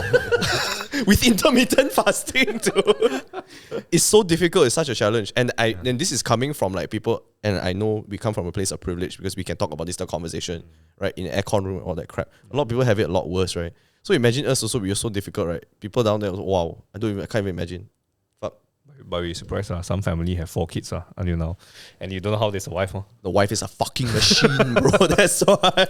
At night, just bored at night. You see, the more, basically, I think generally, the more wealthy they are, right, the less kids they're going to have. Yeah. And the more poor they are, the more kids they have. I think the mindset is like, the poor one is like, I will have like, more kids so that the kids will feed me. Oh, yeah. That's what I know. When I spoke to them, like, why you have so many kids? Like, like investment, bro. They say, it's investment. But the richer one, the higher level is like, I think I'm going to invest in other things, not kids. Liability. Yeah. So that's generally how they see lah. Yeah, because apparently for them, it's like if I have kids, it's to help with my family business. It's like last time I think the thought process is if I have a restaurant or whatever, more kids means more labor force, right? It's true, bro. It's true. You see Mark store, right? You see all the kids are helping the parents. It's true. Yeah. Don't say that. Even Tai Chao. Even Tai Chao. Like I know a family in Penang. Like 3 kids, 4 kids, all work in the Tai Chao. They have to help. It's like you don't get money right? But you have to help your mom and dad Then you go to school next day. Even during my generation, so we had kids like that, right? But I think nowadays when you have a kid, it's kind of like it's not for labor force. It's just either pressure from your family or you pressure yourself to have a kid only, right? Or societal pressure, whatever lah, right? And then to them, right, when you have your kids working at Tai Chow or a restaurant or warung or whatever, it's like, yeah, I see the stock price go up. But you see us now, I think if you have one kid and your kid says, fuck you like that, stock price, you're like, oh fuck lah, he's gonna send me to old folks home. My investment is fucking shit. And you can't even afford to spend time with the kid because like you have to work also. Yep. Right? It's damn hard. I don't know who told me this. I think it was MJ, if I'm not mistaken. He said that people who have kids actually earn more money than people who don't have kids though. Because they find a way. Yeah. They find a way. Because they need, you have they your need to pressure. feed the kid. Yeah. Do you think when people like go for jobs and all these candidates, do you think they're more aggressive when they have families? More aggressive in their families. No, more aggressive because they have families. So if let's say I have a wife, I have kids, right? They're all like, no, I cannot, bro. I cannot take this offer because I need more.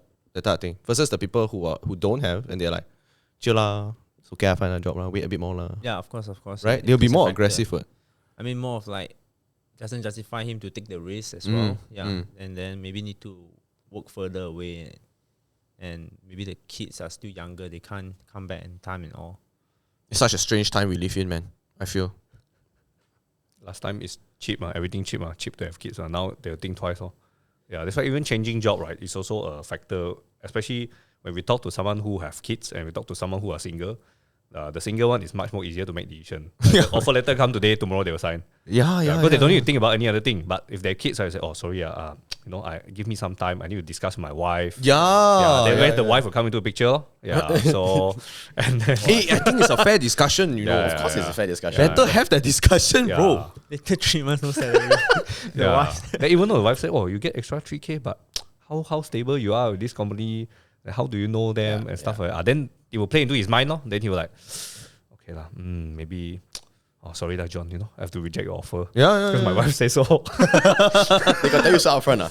Yeah, sometimes they will just Really, my wife say no. Yeah, they're very I love close. it. Some of the candidates are very close. It's like friend like that, Yeah. Yeah, sometimes we really have to respect now. If we don't choice then if their mind is like that, because we don't want to put them into a spot where Later, in 3 months they boss also leave, right? Yeah, so yeah, it happens. Yeah.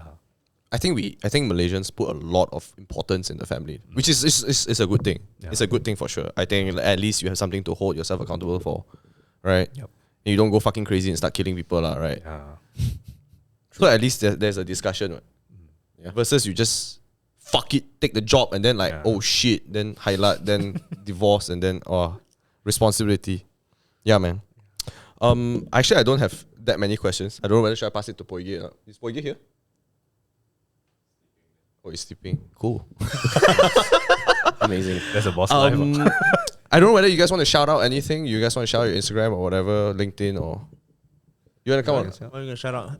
I don't know. You guys want to shout out your LinkedIn, then people can go follow you or whatever. I don't know. I think it's a platform for you because you come here, spend your time here. You can Talk follow with us us. on Randstad C. Malaysia, I think. Yeah, Randstad C. So You that's just WhatsApp me. I'll put it in the link in the description, man. and also follow us on Randstad Malaysia on LinkedIn. And also our Facebook page. Okay, Yeah. cool. We also have Awesome. Instagram Awesome. as well, right? So that's where you can see all the latest jobs, trends. We recently came out with a Randstad Branding Award. Oh, where, shit. What are the most attractive companies in Malaysia? Definitely following you guys now. Then we have what are top, what do you call that, things that the employee wants. The EVP, Yeah. Employee Value Proposition. Yeah, so it will share with you all that what candidates actually want in Malaysia by ranking, and then what companies actually. That is so interesting. Holy shit. Wait, are you allowed? Can you say on the podcast then? Like, because you all have the winners, right? Then you just say now, who's the winner? Who's the best? I think the winners, they haven't really officially done yet. Yeah. It's an annual thing, lah, Yeah, assuming. it's I another know. thing, I see. But you'll know it once they announce. Do you know when? I think should be sometime this year. Because we just received it last week or last 2 weeks. Oh, okay. Yeah, okay. yeah. So I think then you will see it in the website, basically. Then you'll know. Yeah. Cool. Awesome. Pass us your links. I'll put it in the description, man. Normally we have like a couple more questions. Don't know whether it's applicable. I'm just gonna ask it anyway, right? Yep. You watch anime or not? Stop, John. No. I just want to know whether they watch anime. I'm not even going forward with the second fucking question. Okay. I used to watch there's only two I watch, which is Slam Dunk and the Samurai X. That's the old one. Oh, nice. Yeah, not the new one, the old one. Okay. Yeah, Do you watch yeah. anime? Pokemon considered? Yeah, actually it is. Okay, the old one. Okay, maybe the second question not so applicable. So I'll go with the last question. Do you guys have any advice for people who are watching this podcast or listening? Any advice for people who are maybe looking for jobs, life advice or whatever? I think to begin with, if you were to start looking for a job, again, always understand what company that you want to work with, what kind of culture that they have, so that you can actually approach them. Then always share your resume to the HR and all through their career page and so on. And yeah, if you can, go give a call to the landline and actually speak to them and see if you can get any opportunity to interview with them and so on. You gotta be a bit more aggressive, like you gotta call a bit. Yeah. I feel like sometimes people just send portal only, then like hopefully you get a response. Yeah, you have to be more proactive to seek out for your next best job. Yeah. Cool. Yep. John? I think from my end is just to be, especially even if they are fresh or even if they're experienced, right? So open up to more opportunities and network. Lor. Let's say someone reach out to you, although you are not looking out, right? Just have a chat with them. You never know where's your next opportunity will lie. Oh, that's fucking solid advice. Yeah, that's very important because I think generally Asians, they feel attached to their companies and the boss, right? When someone approaches, oh, sorry, I'm not looking out. But, just open up and then talk to people in the industry. That's where you learn, basically. Yeah. I think that the conversation is very important. Yeah. I feel a lot of people think it's either, oh, this guy trying to sell me something, trying to pull me into this project, I'm not sure, trying to scam me, and then people. But I feel like if you just talk and then you probably know lah. Yeah, you can always say no, Yeah. So. Just don't sign your name anywhere where you're not sure. Yes. check with your wife in case. Yeah, check your wife. Check See whether everything checks out, then okay lah. Yeah, all right. Thanks guys for coming on the podcast. Always, thank I you very appreciate much it. Nice talking to you. Really good having you guys here. Yeah, All fun. right, thank you.